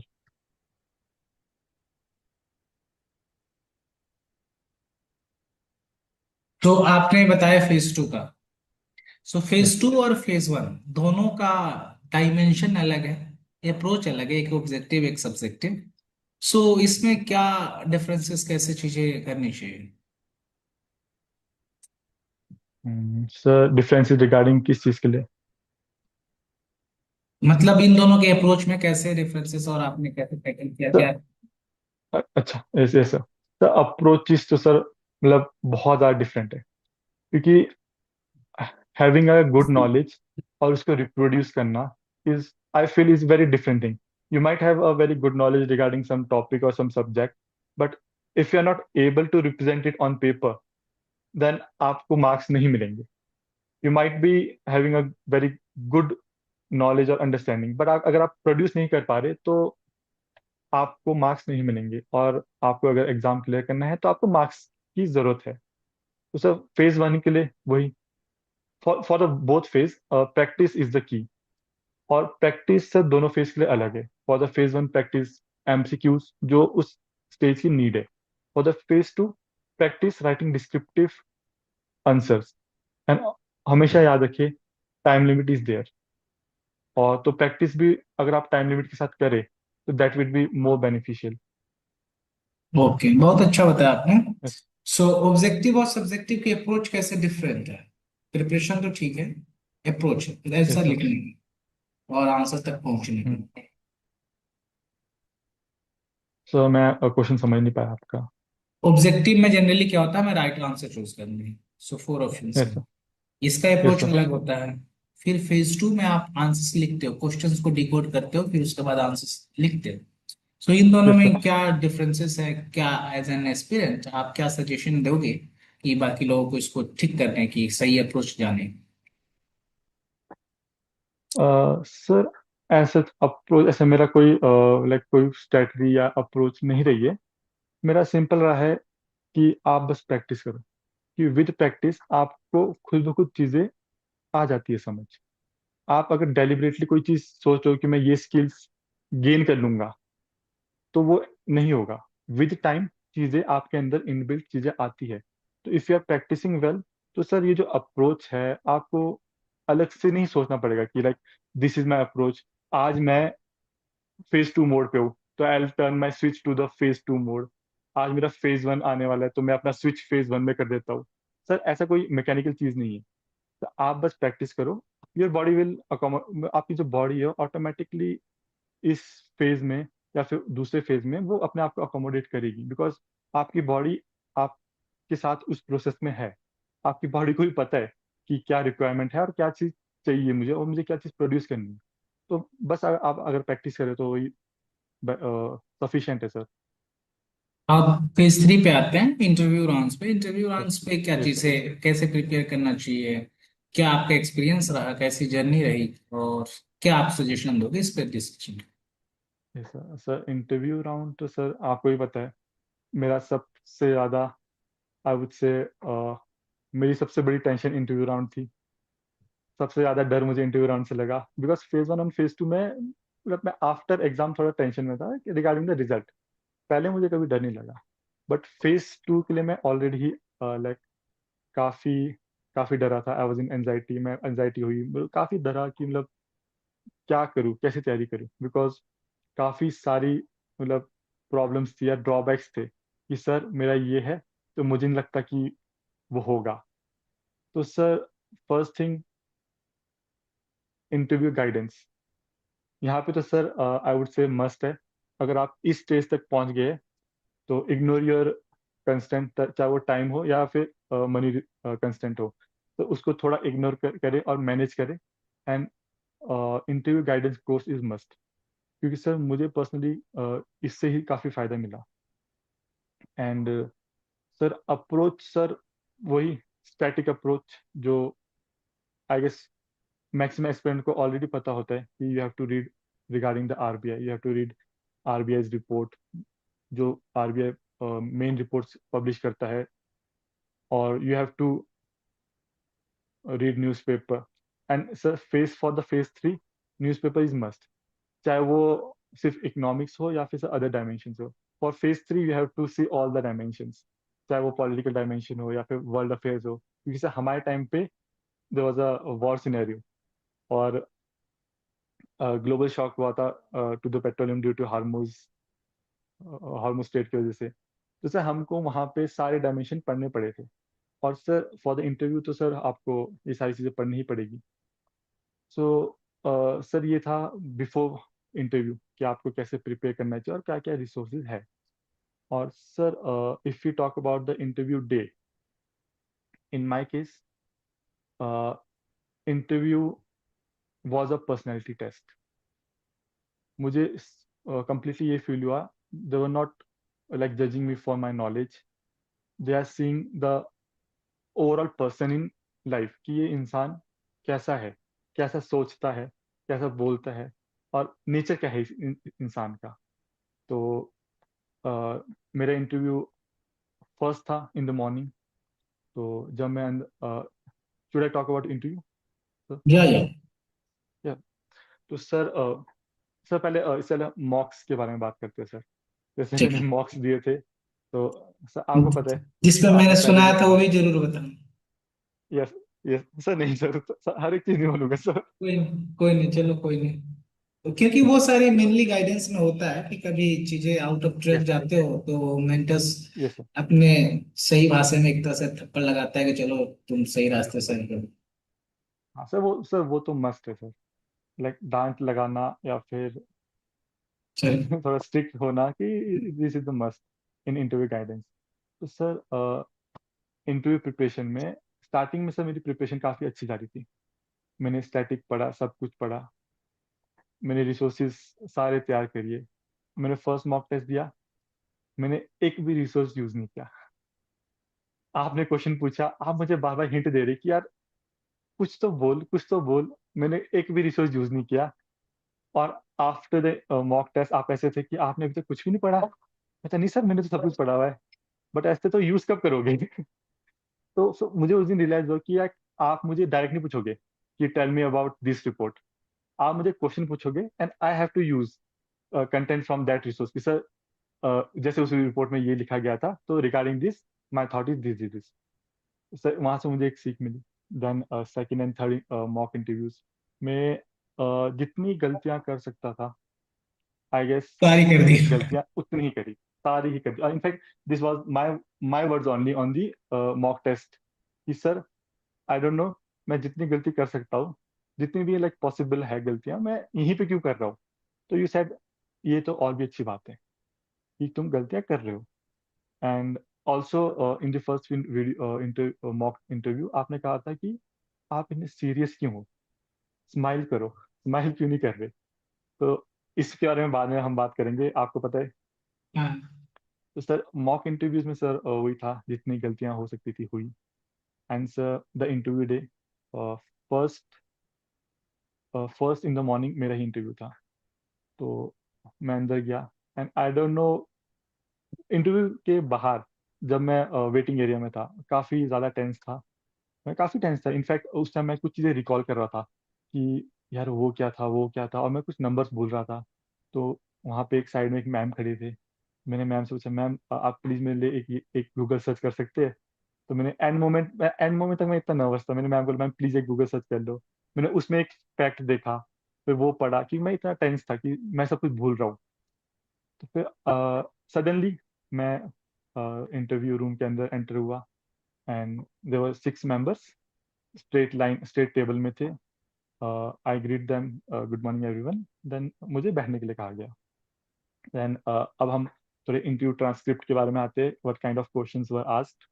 तो स्टार्टिंग चेयरमैन सर ने स्टार्ट किया था, like regarding what's the meaning of your name. And after that उन्होंने मेरे बायोडाटा पढ़ा एंड उन्होंने अप्रिशिएट किया, like you have a good academic record और आपके एक्स्ट्रा करिकुलर एक्टिविटीज भी काफ़ी अच्छे है, लाइक डाइवर्स है। ऐसा नहीं है कि आपने सिर्फ एक फील्ड में कुछ किया है, तो आपके काफ़ी अचीवमेंट्स है in the different fields. Then they ask me about आपने क्या क्या तैयारी करी है, क्या क्या पढ़ के आए हैं आप। और यहाँ पे सर मुझे जो लगा कि मतलब आप जब आपके सामने कोई होता है तो आपको फील हो जाता है कि फेस में दिख जाता है एक्सप्रेशन वाइज। तो वहाँ पे मैंने एक नई नई चीज़ ऐड कर दी कि I read about the history of RBI. मैंने स्टैटिक चीज़ें बोली, like sir about sir this report, I have seen the RBI website and I have read the current issues and all. And I said, sir, the history of RBI also. And at that moment, sir उस time sir का face नीचे को था, sir was writing something. Sir का face ऊपर हो गया, you have read history of RBI? मतलब yes sir. Then I quote that sir recently RBI has turn 91, because 1 April को आरबीआई का एक आर्टिकल आया था, आई डोंट नो कौन से न्यूज़पेपर में था, पर आर्टिकल आया था, मुझे वो ऑनलाइन मिला था, that RBI turns 91 on the 1 अप्रैल। तो मैंने वो चीज़ पढ़ी थी, तो उसके रिगार्डिंग मैंने कुछ हिस्ट्री पढ़ी थी आरबीआई के बारे में। तो सर वाज इंटरेस्टेड कि आपने हिस्ट्री में क्या क्या पढ़ा। तो मैंने बोला सर रिसेंटली आरबीआई टर्न्स 91, तो और मैंने ये चीज़ें पढ़ी है। देन एज मेरे आपने मेरा बायोडाटा देखा था, उसमें लिखा था I was a topper in management accounting, I score 98 out of 100। तो सर ने एक दूसरे मेंबर ने, उन्होंने वो चीज़ पकड़ा, यार you scored very good in management accounting. तो उन्होंने मुझे एक ओपन एंडेड क्वेश्चन थ्रो किया कि what kind of topics you remember in management accounting. और सर एक काफी लाइक ओपन एंडेड क्वेश्चन था, तो सर मैं नहीं दे पाया आंसर, सारी चीजें रिकॉल नहीं कर पाया। स्टिल उस टाइम मैं नर्वस नहीं हुआ, आई वॉज, मैं काम था, स्माइलिंग जो आपको था कि स्माइल करो थोड़ा, तुम इतने सीरियस क्यों बैठते हो डर के मारे।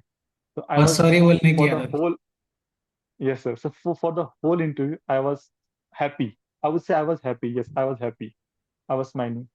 सर मैं नर्वस नहीं हुआ। तो मैंने कुछ टॉपिक्स रिकॉल किए, मैंने सर को बोला कि sir this is the topic that I can recall now.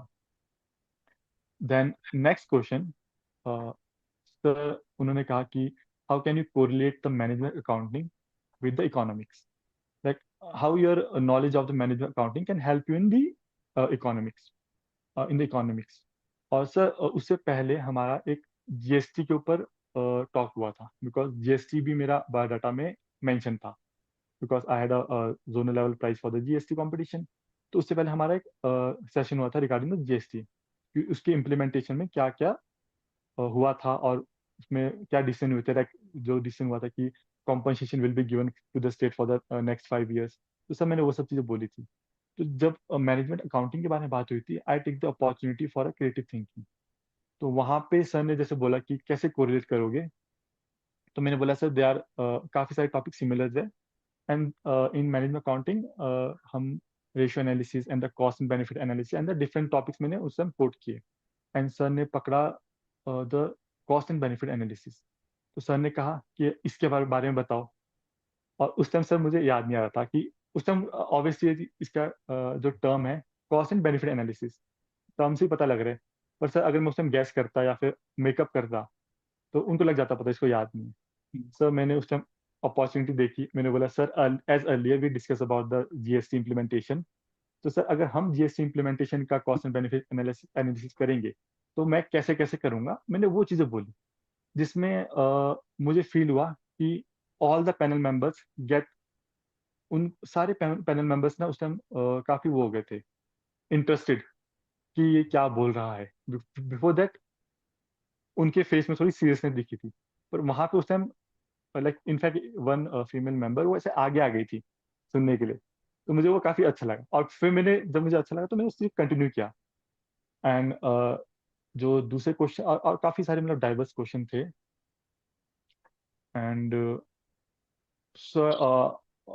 मैंने क्वेश्चन जैसे आपसे ऑलरेडी शेयर किए हैं, तो अभी मुझे सारे रिकॉल नहीं हो पा रहे, बट इसके अलावा we had a talk regarding the pension models, because my PhD topic was regarding the pension model. तो सर उन्होंने मुझे एक क्वेश्चन पूछा था directly, what do you understand by the defined benefit model and the defined contribution model. और sir ने मुझे choice दी थी कि between this which is the more sustainable way. और तो सर मैंने इस क्वेश्चन में जब मैंने डिफाइन किया both the models, after that मैंने इनके एडवांटेजेस एंड डिसएडवांटेजेस भी बताए। And in the advantages and disadvantages मैंने सिर्फ इकोनॉमिक का जो एरिया होता है या फिर इकोनॉमिक और फाइनेंस का जो एरिया है, मैं सिर्फ वो कवर नहीं किया। I covered the social sector या फिर जो सोशल इम्पैक्ट है of the pension. I covered the political factor and the economic factor. तो सर उसमें था ही द इकोनॉमिक और the we can say the public finance factor. तो सर ये चीज मुझे लगा कि लाइक ये उनको काफी अच्छी लगी थी कि like the person is not a core economist, is not thinking like just a core economist, इनकी जो एक बिग ब्रॉड थिंकिंग है। तो सर जो मैं चाहता था कि मैं उनको शो करूँ कि मैं हर एक फील्ड के सोच सकता हूँ और उनको इकोनॉमिक्स में एस्टिमेट कर सकता हूँ। तो सर मैंने ये थोड़ा सा ट्राई किया था। Then sir one particular moment जो मुझे लगा थोड़ा सा ऑकवर्ड या फिर नेगेटिव इम्पैक्ट कर सकता था for my interview. One panel member का मुझे क्वेश्चन समझ नहीं आया। ही asked me a question. I was like, sorry, sir, I'm unable to understand. He again said the same question. I was unable to like analyze कि sir बोल क्या रहे हैं. Then चेयरमैन सर इंटरप्ट कि ये क्वेश्चन है, और chairman sir ने उस क्वेश्चन को लाइक डिफरेंट क्वेश्चन में ब्रेक किया। And after a single question he wanted me to answer कि इसका क्या होगा, देन नेक्स्ट क्वेश्चन इसका क्या होगा। एंड लाइक दिस हम एक जो आंसर सर सुनना चाहते थे हम उसमें लैंड हुए। लाइक हम उस तक पहुंचे कि this is the right answer. Then chairman sir said okay this is the right answer. तो उस टाइम मुझे काफी बुरा लगा कि लाइक मैं सर का समझ नहीं पाया, सर को कैसा लगेगा। तो सर मैंने इमीडिएटली सर की तरफ टर्न किया। I said with a smiling face कि I am really sorry sir, I was unable to understand your question earlier. तो after that sir was smiling, sir was saying ये it's okay करके।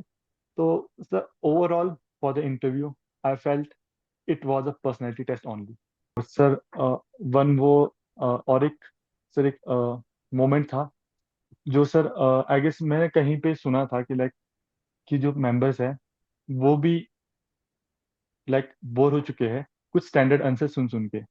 Everyone is coming, क्योंकि sir एक मैंने transcript में पढ़ा था कि like they asked in which department would you like to work, and the person said sir monetary policy department. So the next like line of the member was why everyone want to go to the MPD. So sir I felt they were already bored by like listening everyone want to go to the MPD. So sir in my case the question was from MPD in which department would you like to work. इसको तो फिर से sir repeat. वहां पे yes, sir. So in my case the question was apart from MPD in which department would you like to work. And sir वहाँ पे मैंने sir to department prepare किया था। First I said the currency management department, and I was saying and sir ने ही मुझे बीच में काट दिया और सर ने बोल दिया कि sir was excited at that moment, you said currency management department. मैं था यस सर। देन उसके बाद लाइक तीन three four questions like currency management के ऊपर थे। Then sir asked how the currency is manage in our country. I started with as RBI print currency through its which is Reserve Bank Mudhan Limited, and after that the standard definition of currency management, and I use a key term the currency chest. So the cross questioning was what is currency chest? I said sir it is a storage facility.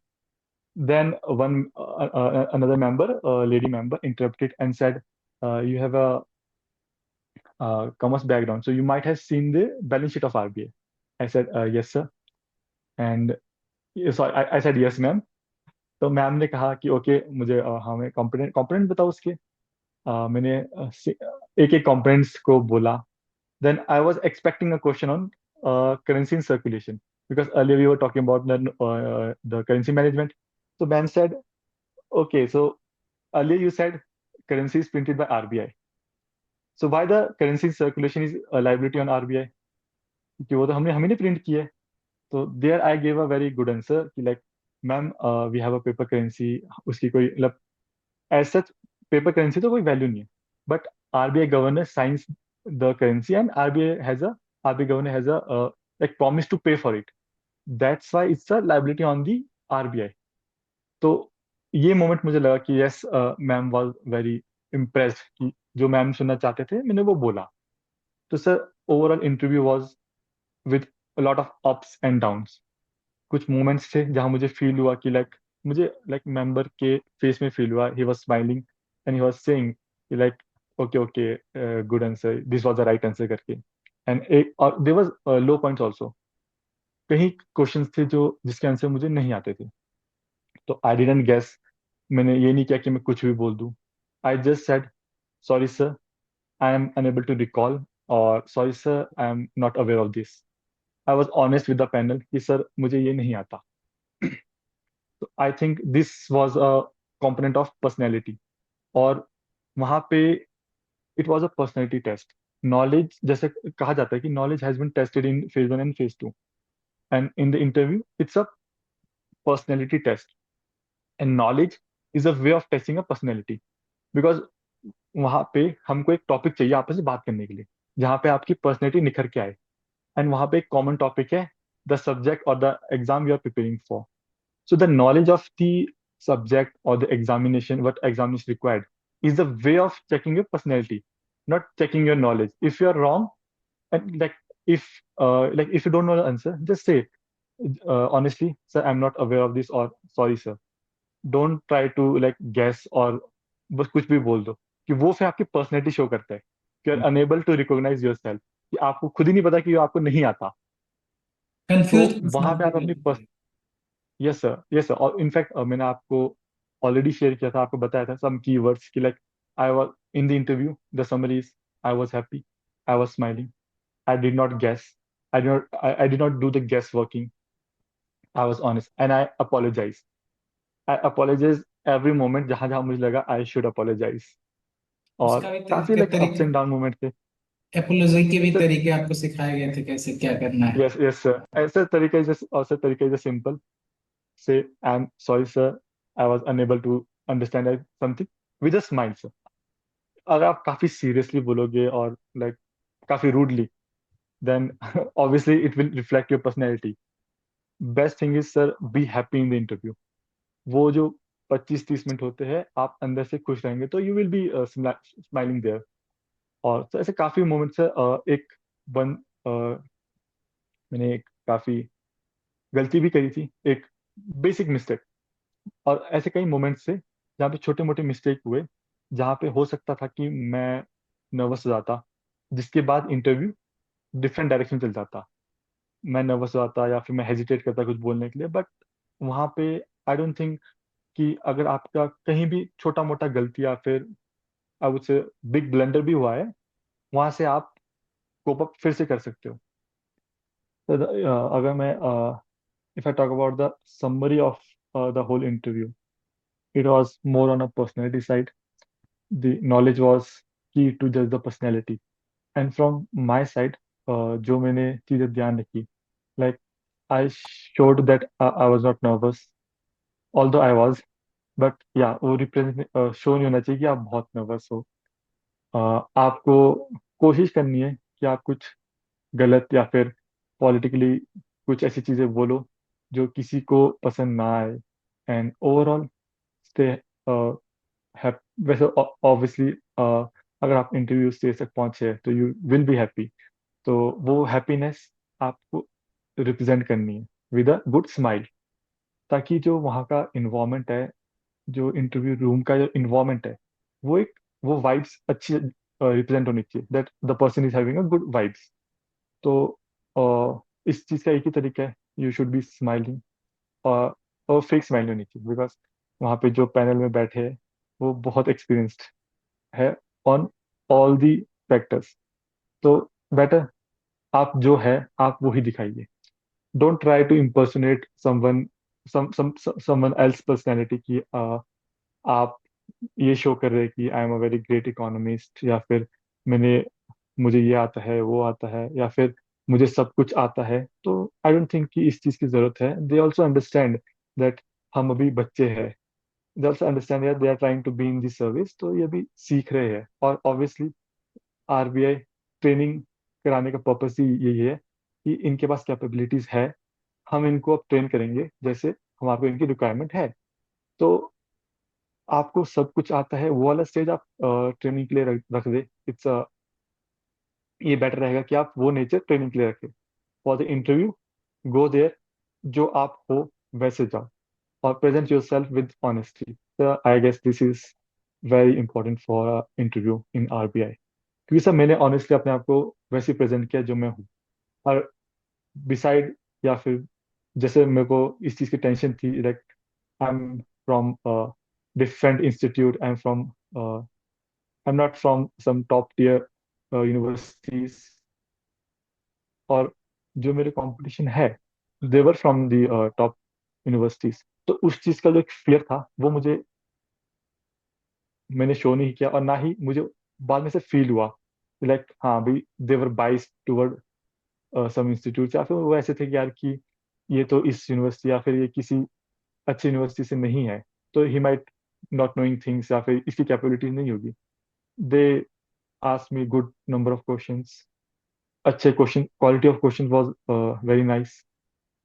और overall जो after interview and after selection मुझे feel हो रहा है कि interview में जितना हम सोचते हैं बिफोर इंटरव्यू कि बहुत सीरियस पैनल होगा, या फिर बहुत बड़े हैं तो सीरियस होंगे, डिफरेंट क्वेश्चन पूछेंगे, या जो भी सब टेंशन होती है, but I can say that the panel was very cordial. बहुत अच्छे से कॉपरेट किया, सॉरी, बहुत अच्छे से कॉपरेट कर रहे थे। जहां आपको क्वेश्चन समझ नहीं आ रहा, like I said, chairman sir ने ही मुझे हेल्प करी to reach the right answer. और जहाँ पे अब मुझे क्वेश्चन नहीं आ रहा, तो I was saying that sorry sir, I am not aware of this. तो they were not like judging me on this कि आपको ये नहीं आता, but they were like it's okay, if you don't know this we will ask you another question. तो this was the vibe and the vibe of the interview room. तो sir I don't think कि interview stage से कोई डरने की जरूरत है, but या the minimum basic preparation is needed. अच्छा, एक बात बताओ, मॉक टेस्ट में या मॉक इंटरव्यूज में आपके बहुत सारे क्वेश्चंस जो थे वो रिपीट भी हुए। सो उस समय आपको यस। एक्साइटमेंट हुआ था, तो उसको आपने कैसे दबाया या कैसे मतलब उसको दिखाया कि नहीं, मैं थोड़ा सा लाइटली चलूं, या ऐसे नहीं कि ओवर एक्साइटमेंट में चीजें झलक जाती है। सो इसके लिए भी मैंने आपको मना किया था यस सर। स्टार्टिंग से कि ओवर एक्साइटमेंट भी नहीं यस शो सर। करना है, नर्वसनेस भी शो नहीं करना है। सो इसको आपने कैसे किया यस उसको बताओ। सर। ये सर, सर इसमें मुझे एक और बात याद आई, जो आपने फर्स्ट मॉक टेस्ट में मुझे कहा था कि this is your plus point, कि आप बोलने से पहले एक पॉज लेके सोचते हो।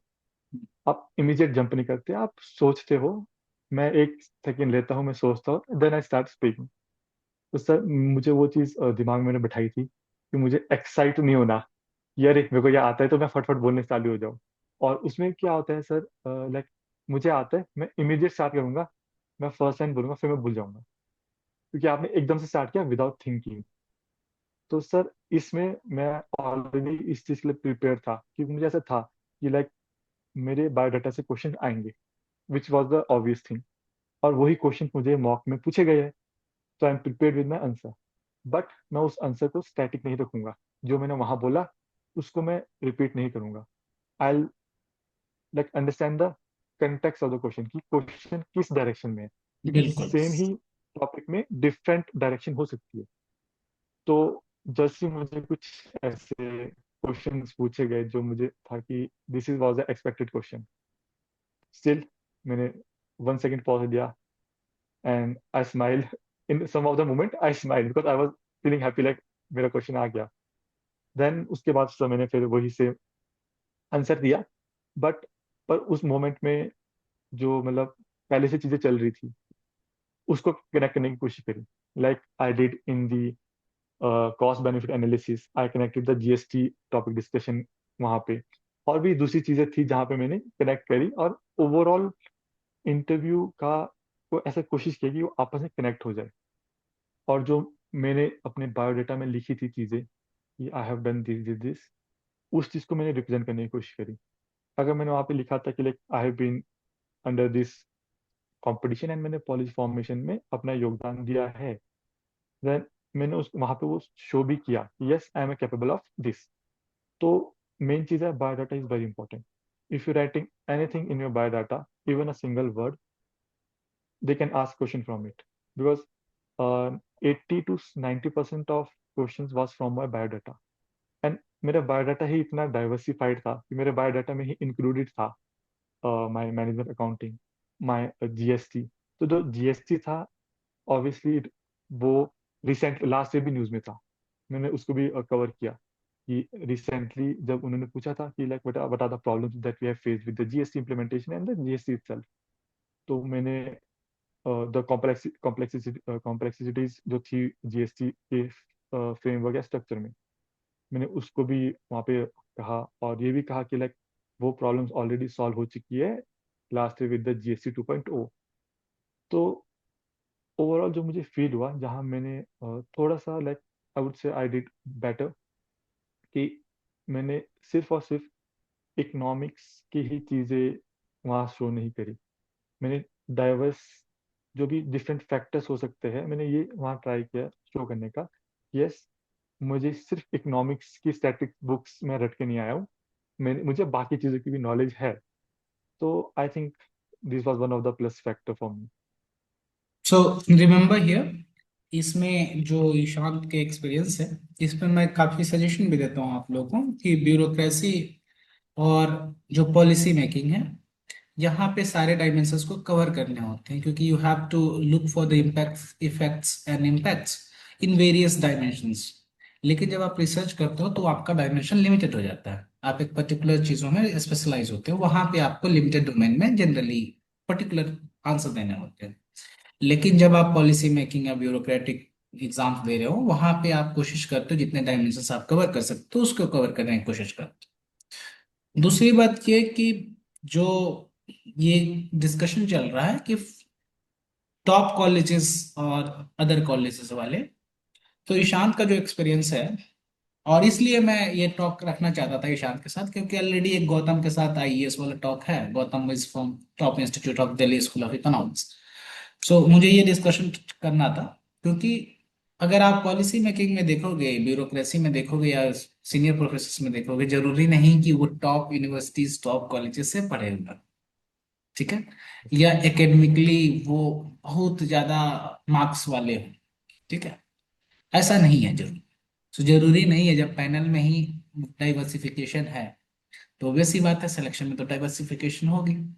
सो आपका भी यस चांस सर। उतना ही तो है जितना टॉप कॉलेज के बच्चों का है। Yes sir. तो तो यस। ये सबको याद रखना चाहिए कि आपका कॉलेज अगर टॉप कॉलेज का नहीं है, अरे यार खुद तो टॉप कॉलेज के इंसान हो, खुद तो टॉप रेटेड इंडिविजुअल बनो। Yes sir. और एक और बात जो मैंने एक रिकॉर्ड किया था इंटरव्यू गाइडेंस के लिए, उस पे मैंने बोला था कि पर्सनालिटी के लिए, कि ऑफिसर लाइक क्वालिटीज जो जनरली डिफेंस में बहुत इंपॉर्टेंट होता है, उस पे मैंने बोला था आप लोग को सिंपल भाषा में समझना है, तो उसको मैं बोलूंगा human like qualities. So be a good human. जो आप गुड ह्यूमन बनते हो वही काफी ऑफिसर लाइक क्वालिटीज आपको, ह्यूमैनिटी की जो भी बातें करते हो सारे सारे आपके ऑफिसर लाइक क्वालिटीज ही हैं। सो इसमें ईशांत ने जितनी चीजें, मुझे भी इतने याद नहीं थे कि ये पॉइंट्स ईशांत को स्पेसिफिकली मैंने बताया था, लेकिन ईशांत उसको याद ही नहीं रखे, इन्होंने उस चीज को पॉइंटर बना कर रखा कि मुझे ये करना है, दैट्स ऑल। एक जो इन्होंने पॉइंट बताया, दैट वाज कि मैंने इनको बताया था एक्साइटमेंट वाले पे कि पॉज लेते हो। सो पॉज लेना आपका एक प्लस पॉइंट है। सो इन्होंने अपने स्ट्रेंथ को अपनी स्ट्रेंथ रहने दिया, इन्होंने उसको ज्यादा मॉडिफाई नहीं किया या ज्यादा उससे एक्साइटमेंट नहीं दिखाकर कि चलो मेरा एक तो अच्छा है सो मैं इसको और खराब कर लूँ। सो इन्होंने ये नहीं किया, इन्होंने इसको बना कर रखा। सो कभी भी आपको कोई सजेशन देगी ये आपका स्ट्रेंथ है, सो वो स्ट्रेंथ आपके फाइनल इंटरव्यूज में दिखने चाहिए, फाइनल एग्जाम्स में दिखने चाहिए। अगर आपका strength yes sir. Over excited में ओवर एक्साइट हो जाते हो आप, और उस समय आप नहीं कर पाते हो सही से, अपने आप को खुद की पर्सनालिटी बेस्ट रिप्रेजेंट नहीं कर सकते हो, सो वो फिर मायने नहीं रखता, वो कहीं ना कहीं आपको पुल आउट कर देती है। Although the better picture would be clear once you get your score cards, ठीक है। जो काम मैं 3 इंटरव्यू में नहीं कर पाया वो ईशांत ने एक इंटरव्यू में कर दिया। So it's a really good good thing to learn. और ईशांत इसके अलावा कुछ आप एक्सपीरियंस को सजेस्ट करना चाहोगे, क्या मिस्टेक्स होते हैं, क्या सजेशंस देना चाहोगे इस पे कुछ? Yes sir. सर, जो पूरा प्रोसेस है, स्टार्टिंग फ्रॉम दी फेज 1 या फिर बिफोर फेज 1, जब हम प्रिपरेशन करते हैं till the end, so we will see a lots of ups and downs. So the key is consistency. We have to be consistent and or try to be consistent. And यहाँ पे ये मतलब नहीं हो सकता होता कि लाइक आपने डेली ही 10 घंटे पढ़ाई करी, क्योंकि मैं I can honestly say that कि नहीं, ऐसा हो ही नहीं सकता कि कोई डेली का एज अ रोबोट सुबह से शाम तक 10 घंटे डेली बैठ के पढ़ रहा है। सबकी लाइफ है, सबकी लाइफ में कुछ ना कुछ चेंजेस आते हैं। तो आपके मे बी आप 2 दिन नहीं पढ़ पाए तो ओके, उसके बाद आपको उसकी टेंशन नहीं लेने की जरूरत है। इफ अगर आप उस चीज को 3 या 4 दिन बाद वापिस से कवर कर पा रहे हो, तो consist we have to see consistency in the long run, not in the short run, like not in 1 or 2 days. You have to see consistency in, I would say, in week or in 10 to 15 days. यही Every 10 to 15 days consistent है, then yeah, यही आपके यही chances हमारी काफी अच्छे हैं। हाँ, यही मेंटरशिप में हमारा पहला डिस्कशन था। आई थिंक यही था Yes sir. कि हमें 10% Yes sir. डेज को हमें एलिमिनेट कर देना चाहिए, कि बीमार पड़ सकते Yes हैं, sir. फैमिली इश्यूज हो सकते हैं, या तबीयत ठीक ना लगे, या पढ़ने का मन ना करे, या दोस्त आ गए, कुछ ऐसे ऐसा सिचुएशन कुछ हो भी सकते इश्यूज हो सकते हैं जिससे हैं। आप नहीं पढ़ सकते, तो ओके, आप छोड़ दो। वैसे भी आप उतने प्रोडक्टिव नहीं होंगे, तो बेटर, क्योंकि सर यही आपकी पूरी लाइफ नहीं है। एक पर्टिकुलर एग्जाम आपकी पूरी लाइफ नहीं है, इसके अलावा भी जिंदगी है। तो हाँ। अच्छा रहता है कि अगर आप उसको भी साइड बाय साइड जिए, अ, और see consistency in the long run sir. और सर रेस्ट, और जो मतलब बेसिक चीजें हैं फॉर अ पर्टिकुलर एग्जाम, जो बे मिनिमम चीजें हैं, विच आई आई थिंक जो भी प्रिपेयर करता है उनको पता चल जाता है कि what are the standard books, what they have to do, like mock test and answer practice and all.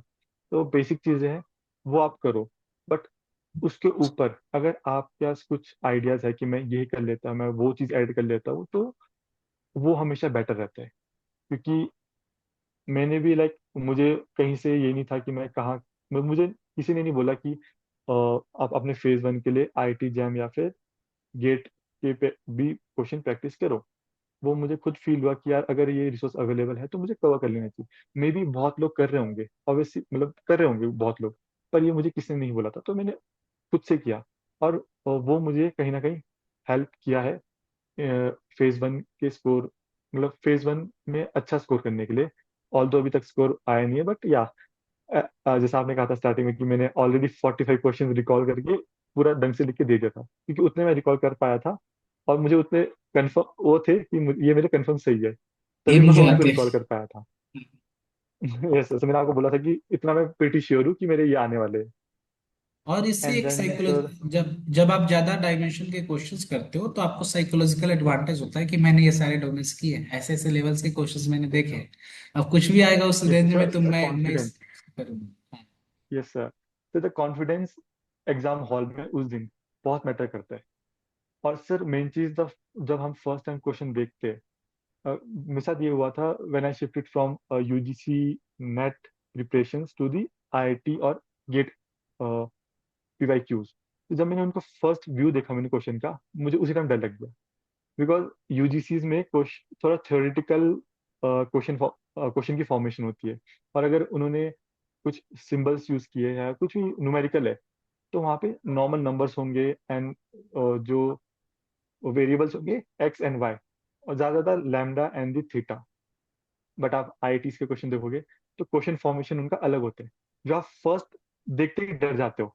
अगर आप उसको पढ़ोगे, ऑल दो वो इजी होता है, बट जो फर्स्ट इमेज परसेप्शन होती है ऑफ द क्वेश्चन, आप वहीं डर जाते हो।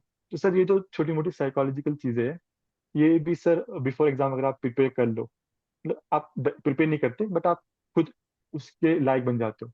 तो ये उसी से आएगा, जितना आप अपना रिसोर्स डाइवर्सिफाई करोगे और अलग अलग चीज़ों को फेस कर लोगे बिफोर द एग्जाम। तो वो एग्जाम हॉल में जो एकदम से एंजाइटी स्पाइक हो जाती है, यार ये क्वेश्चन मुझे नहीं आता, उसके बाद फिर पूरी ट्रेजेक्टरी खराब हो सकती है एग्जाम हॉल में जो भी टाइम आपका बचा है। तो बेटर कि आप सारी चीज़ें पहले ही देख के जाओ, क्योंकि डोंट नो ये एग्जाम में आरबीआई ने कौन सा क्या चीज़ चेंज की होगी। बिल्कुल बिल्कुल सही बात बताई हो। और आरबीआई वेबसाइट वगैरह पे कैसे प्रिपेयर करना चाहिए, आरबीआई के रिपोर्ट्स वगैरह कैसे प्रिपेयर करना चाहिए, इकोनॉमिक सर्वे बजट, ये सारे कैसे प्रिपेयर करना चाहिए, इस पर बता yes sir. Sir regarding the economic budget, economic survey and the budget, sir वो तो like from the phase 1 important है। क्योंकि जो एक चीज मैंने सीखी कि वो डायरेक्ट मे बी फेज 1 में वो लोग डायरेक्ट क्वेश्चन पूछ ले फ्रॉम द बजट और द सर्वे, तो सर वहां पे आपको फैक्ट्स याद रखना जरूरी है। और फेज 2 में like are we is not going to ask like tell the summary of budget या tell the summary of economic survey, वो ऐसे क्वेश्चन नहीं पूछेंगे। They will ask something else. आपको खुद उस क्वेश्चन के अंदर अपना कंटेंट रिच बनाने के लिए कुछ डेटा या कुछ स्टेटमेंट्स चाहिए, और वो आपके डॉक्यूमेंट्स से आएंगे, like budget and survey. And sir, regarding the RBI's reports, तो वो सर मैंने ऑनेस्टली मैंने आफ्टर फेज 2 ही पढ़ी। उससे पहले मैंने नहीं पढ़ा था उनको कभी। तो जब उसमें भी सेम चीज था सर, जब आप रिपोर्ट पढ़ रहे हो, फर्स्ट आप एक पूरी रीडिंग दो एज अ रिपोर्ट। और जब आप रीडिंग कर रहे हैं, तो जो जो जो चीजें आपको वहाँ पे ऐसे हाईलाइटेड लग रही है, यार ये थोड़ी इंटरेस्टिंग चीज है, या वहाँ कुछ स्टेटमेंट है या कुछ डेटा दिया है। और जब एज एन इकोनॉमिस्ट या in economics field if you are using data, क्योंकि अगर सर आप आरबीआई गवर्नर की वीडियोस देखेंगे, मैंने कुछ आरबीआई गवर्नर्स के वीडियोस भी काफी रेफर किए थे बिफोर इंटरव्यू। तो आरबीआई गवर्नर जब भी बात करते हैं, they talk with facts and the numbers. मैं काफी ऐसे सोचा कि सर को इतने नंबर्स कैसे याद रहते हैं। तो अभी भी कुछ वीडियोस होंगे सर के यूट्यूब में, तो sir like talk about number, कि हमारा ग्रोथ ये है, हमारा ये, और द गोल्डीलॉक्स सिनेरियो, जब उन्होंने एक वीडियो में गोल्डीलॉक्स सिनेरियो के बारे में बात की थी, तो वहां पे उन्होंने विद नंबर्स बात करी। तो इन्फ्लेशन इज दिस, हमारा ग्रोथ रेट इतना जा रहा है, तो हमने लास्ट ईयर में हमने मॉनेटरी पॉलिसी में हमने ये चेंजेस किए थे, तो वो हमेशा नंबर्स के साथ बात करते हैं। तो if you can remember the numbers और द फैक्ट्स, या फिर कोई कंक्लूजन या स्टेटमेंट है सर्वेज में, रिपोर्ट्स में, तो वो आप उसको साइड बाय लिख लो। And I feel single reading is enough. अगर आप सिंगल रीडिंग में ही वो पॉइंट्स निकाल के हाईलाइट करके कहीं और लिख पा रहे हो, अगर नहीं तो आप फर्स्ट रीडिंग दो। Then on your second reading आप उन चीज़ों को या फिर अंडरलाइन कर लो, या फिर सेपरेटली अपने नोटबुक्स या फिर किसी डायरी में लिख दो। और मैंने सेकंड तरीका फॉलो किया था। मेरे पास एक डायरी थी जिसमें मैंने पर रिपोर्ट कि इस रिपोर्ट में ये चीज़ें लिखी गई है। लाइक अगर मैं अभी थोड़े कुछ नंबर्स रिकॉल कर पाऊँ, तो वो द एनपीए रेशियोज जो डिकेडल लो में था, हाँ yes, this the NPA ratios at a decadal low, और नेट एंड द ग्रॉस दोनों उन 0.5 एंड 0.2 समथिंग।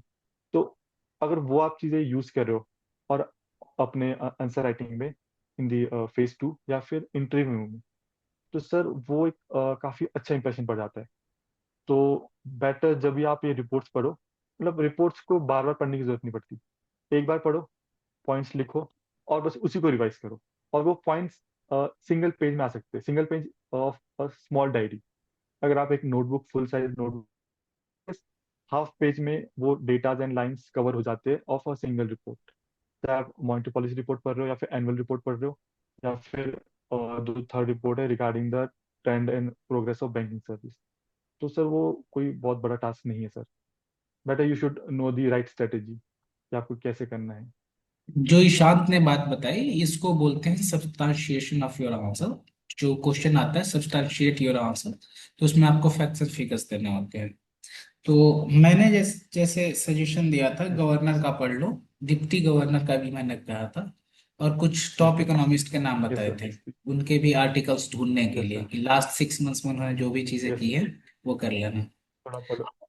यस हाँ आंसर। तो मैंने एक चीज करी थी, मैंने कुछ एक्स्ट्रा चीज करी थी जो मैं हाईलाइट नहीं कर पाया।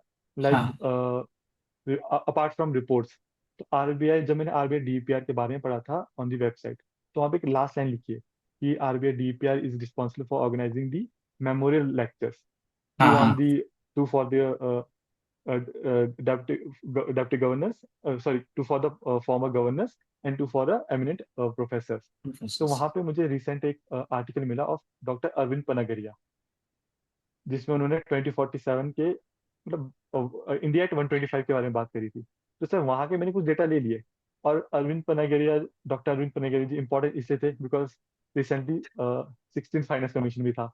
And I also coated the 16 finance commission जब मैं पेंशन मॉडल के बारे में बात कर रहा था, because RDG was cancelled and I am from the state जो आरडीजी रिसीव कर रहा था। तो वो मैंने डेलिबरेटली कोट किया था। मैं चाहता था कि, हाँ, और एक चीज ऐड करना चाहूंगा कि इंटरव्यू में फर्स्ट क्वेश्चन पैनल मेंबर का होता है। देन जो क्रॉस क्वेश्चनिंग होगी वो आपके वर्ड पे डिपेंड करता है। आप जो वर्ड बोलोगे, लाइक मैंने जब करेंसी मैनेजमेंट के बारे में बात की थी, I said the currency chest. तो they ask about the currency, what do you mean by currency chest. तो मैंने डेलिबरेटली जानबूझ के मैंने 16 फाइनेंस कमीशन बोला। ताकि वो मुझसे पूछे कुछ regarding the 16 finance commission, and after I can highlight. Sir as recently उन्होंने एक मेमोरियल लेक्चर दिया था फॉर द आरबीआई, और उन्होंने उसमें यही भी बोला है, बट मुझे ये अपॉर्चुनिटी नहीं मिली ऑल्दो, बट या आई वाज ठीक। Prepared for it. हाँ, तो इसमें एक ये है कि आप जो आंसर्स है उसको प्रिपेयर करते हो एमिनेंट पर्सनालिटीज के लिए, यस। जैसे कि अभी रिसेंट के टाइम्स में आप अरविंद पनगरिया का इन्होंने नाम बताया, ये एन के सिंह को आप चुप जानते ही हो। ठीक है, संजीव सन्याल, ये एंड लोग हैं ही। सर सेकंड मैंने रघुराम जी राजन, ही इज माई हाँ, पर्सनल फेवरेट, तो मैंने उनके बारे में काफी कुछ पढ़ के गया था, बट नहीं हो पाया। सो उनका तो पूछेंगे लिखना कुछ। ही है, ग्लोबल लेवल के यस। इकोनॉमिस्ट का तो बिल्कुल लिखना ही है। ठीक है। इसके अलावा अरविंद सुब्रमण्यम हो गए, इसके अलावा राम सिंह हो गए। यस। ठीक है। इसके अलावा शमिका रवि हो गई। सो ये सारे जो हैं, और जो भी अभी मॉनेटरी पॉलिसी में आप मेंबर्स का देखते हो, सो कहीं ना कहीं उनके मेंबर्स ऑफ कंट्रीब्यूशंस मॉनेटरी आए हैं। पॉलिसीज।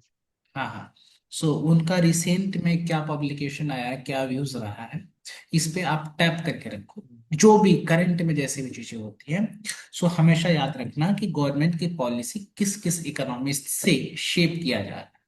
अगर आपको ये डायमेंशन पता रहेगा तो ऑब्वियसली आप पिन पॉइंटेड जान सकते हो कि गवर्नमेंट का क्या मतलब चल रहा है, वो क्या चाहती है, उसके ऑर्गेनाइजेशन में क्या बातें हो रही है। सो आप पिन पॉइंटेड उस डिस्कशन में सीधा सीधा उनको फील करा पाओगे कि मैं जो पूछना चाहता हूँ ये बच्चा टच कर गया मुझे। सो ये चीज है, मैं कुछ लिस्ट देता हूँ इकोनॉमिस्ट के नाम का, वो जनरली कवर करना होता है। सो उसमें जो ईशांत ने बताए ऐसे करने पड़ेंगे। ठीक है। सो अगर आप किसी भी इकोनॉमिक्स के एग्जाम का दे रहे हो तो मेरा यही सजेशन होगा, आप पूछते हो ना कि सर आर्टिकल्स पढ़ें, कौन आर्टिकल इंपॉर्टेंट है, रूल ऑफ थंब जो पॉलिसी को डिफाइन कर रहा है।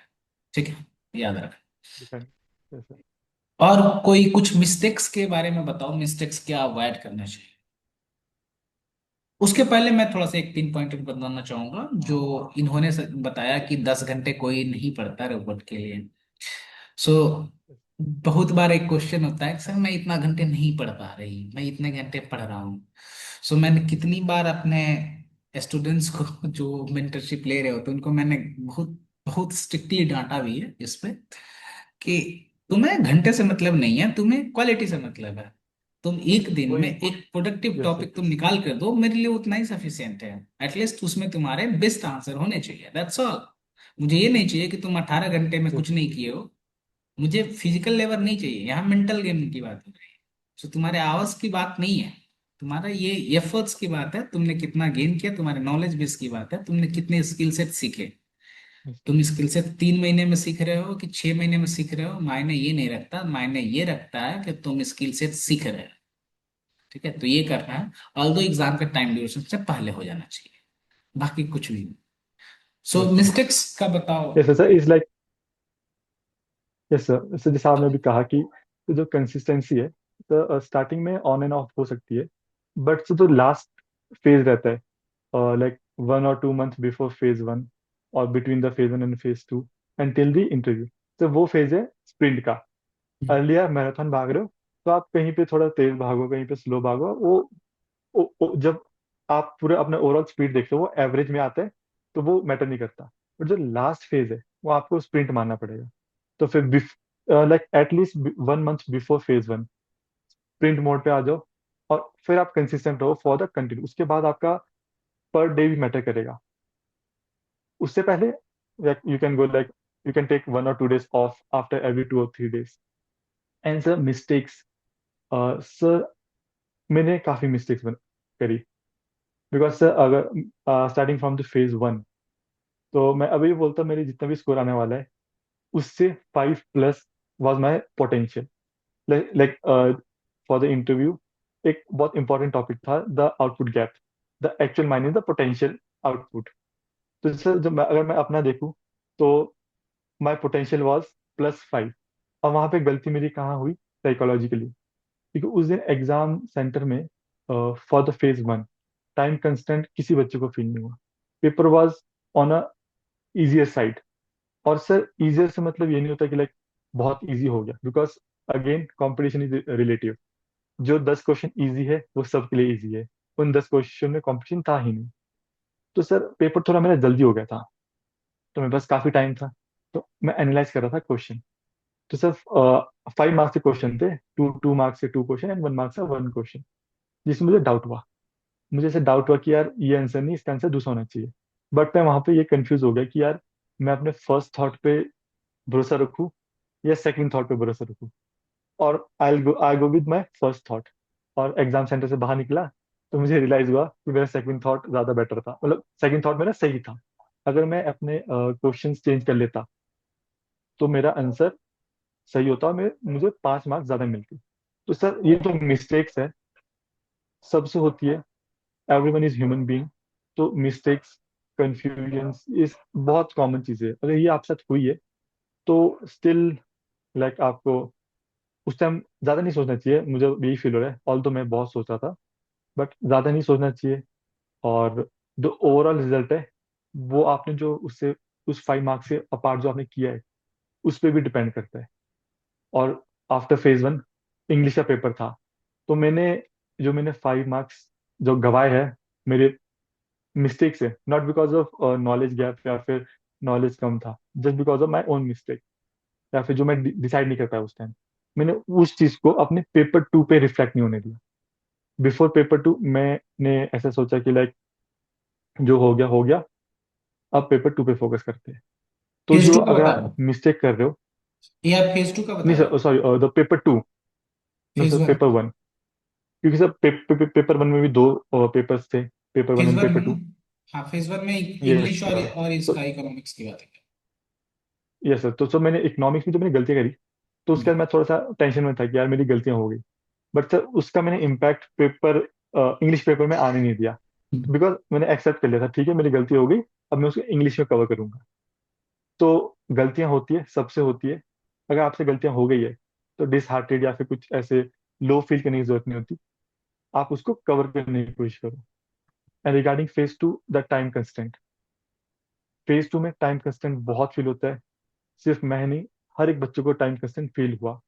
हर एक बच्चे का लास्ट क्वेश्चन में ऐसी मतलब सिचुएशन आ गई थी कि हमको 5 to 6 और 10 मिनट्स के अंदर अंदर क्वेश्चन कंप्लीट करना था।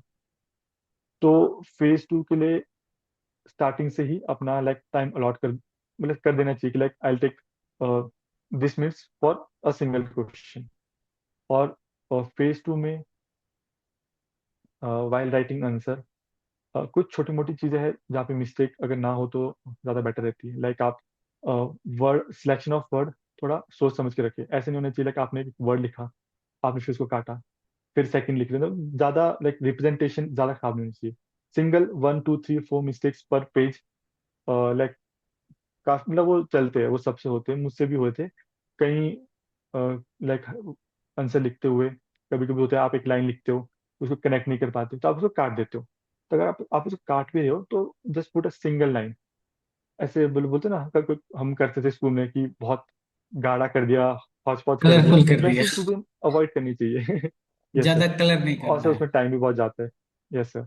और sir phase 2 sir, preparation wise हमने बात कर ली, बट सर जो फेज 2 का जो पेपर होता है सर वो भी थोड़ा लिटिल बिट चैलेंजिंग है, क्योंकि आप हमको आदत है फॉर द डिस्क्रिप्टिव कि हमको क्वेश्चन पेपर शीट में चाहिए, हमको स्कूल एंड कॉलेज में शीट में मिलता है। बट वहाँ पे इशू क्या होता है, वहाँ पे क्वेश्चन आते हैं कंप्यूटर में, और सारे क्वेश्चन सिंगल पेज में नहीं होते। फॉर एवरी क्वेश्चन आपको क्लिक करना पड़ता है टू द नेक्स्ट। तो सर ये भी टाइम लेता है। और जब आप प्रिपेयर कर रहे हैं, अगर आपका लाइक टारगेट है you have to write single question in 10 minutes, तो उसको 10 में नहीं, उसको 7 मिनट्स लेके चलो, क्योंकि एग्जाम हॉल में वो जो एक क्लिक होता है टू द नेक्स्ट क्वेश्चन वो बहुत टाइम कंज्यूम करता है। बिकॉज जैसे आपका पोर्टल लॉग इन होता है और आपका लाइक टाइमर स्टार्ट होता है, तो फर्स्ट थिंग हम सब क्या करते हैं, हम डिसाइड करते हैं कि हमको कौन सा क्वेश्चन अटेम्प्ट करना है, बिकॉज वहां पे हमको चॉइस दी जाती है। तो उस चॉइस को लेने के लिए हमको पहले सारे क्वेश्चन पढ़ने हैं। तो जब हम उन सारे क्वेश्चन पढ़ते, हम एक क्वेश्चन पढ़ते, फिर हम नेक्स्ट क्लिक करते, फिर पढ़ते, फिर हमको ये याद नहीं होता कि हमको जो क्वेश्चन अटेम्प्ट करना है वो कौन सा वाला क्वेश्चन था, फिर हमको फिर एक एक चेक करना पड़ता है। तो ये जो चीजें हैं, भले 2 घंटे का पेपर है, तो आप मिनिमम 5 to 7 मिनट्स ऐसे लेके चलो जो आपके पास नहीं है, वो आपके ऐसे ही जाने वाले हैं। तो ये चीज़ों का थोड़ा ध्यान रखना चाहिए while attempting for the phase attempting in the phase 2. And sir mistakes तो सर मिस्टेक्स की probabilities like permutation and combination बहुत ज़्यादा है, सबकी अलग अलग हो सकती है। तो सिंपल ये है कि जो भी मिस्टेक हुई, बेटर कि आप उसको रिग्रेट करने बैठो, आप उसको ओवरकम करने का तरीका ढूंढो। और मिस्टेक सबसे होती है, ऐसा कोई नहीं है कि जो परफेक्ट आंसर लिखता है या फिर परफेक्टली पूरा पेपर कवर मतलब बहुत परफेक्ट नेचर उसमें फॉर्मेट में लिख के आता है। गलतियां सबसे होती है, मुझसे भी, मुझसे कई चीजें छूट गई। मैं कुछ लिखना चाहता था पर I was unable to write in the question because वहाँ टाइम कंस्टेंट था। तो उस ये चीज बहुत नॉर्मल है और सबके साथ होती है। तो अगर न्यू एक्सपीरियंस है, तो अगर उनके साथ ऐसा हो रहा है तो इट्स नॉर्मल। कुछ ऐसा नहीं कि बाकी लोग परफेक्ट है और आप ही नहीं परफेक्ट है, तो ऐसा कुछ नहीं होता। चलो बहुत बढ़िया आपने इस पे बताया। और आगे भी आप उम्मीद करता हूँ कि काफी बच्चों को आप गाइड करोगे, हेल्प करोगे कि कैसे क्या चीजें करनी है। It was really a nice interaction with you शांत। सो हमारी अनफिल्टर्ड बातें थैंक यू सर। आज थोड़ी सी लंबी चली गई है, चलो कोई नहीं, we had a lot to discuss. तो ये हमें होलसम बनाना भी था कि ताकि जितने डिटेल में हम बात कर पाए, ताकि एटलीस्ट बच्चों को क्लैरिटी रहे। चलो, it is really really very great effort from you. I am really thankful for this session. ऐसे ही आगे बढ़ते रहो पॉलिसी मेकिंग में, इंडिया का नाम करते रहो। ठीक है, अपने पोटेंशियल जितने हैं उन पोटेंशियल को यूटिलाइज करो और मेक इंडिया डेवलप्ड कंट्री। आप आपको रिस्पॉन्सिबिलिटीज दी गई है। सो मैं उम्मीद करता हूँ यस आप उस पर बहुत बहुत ईमानदारी से, जैसे अभी तक आपने किया है उसमें बहुत ईमानदारी से आगे करो। चलो, all the best. Yes, thanks to you also sir. Join करोगे तो फिर मिलने तो आना ही। ठीक है, चलो, yes sir, all the thank you. Best. Take care.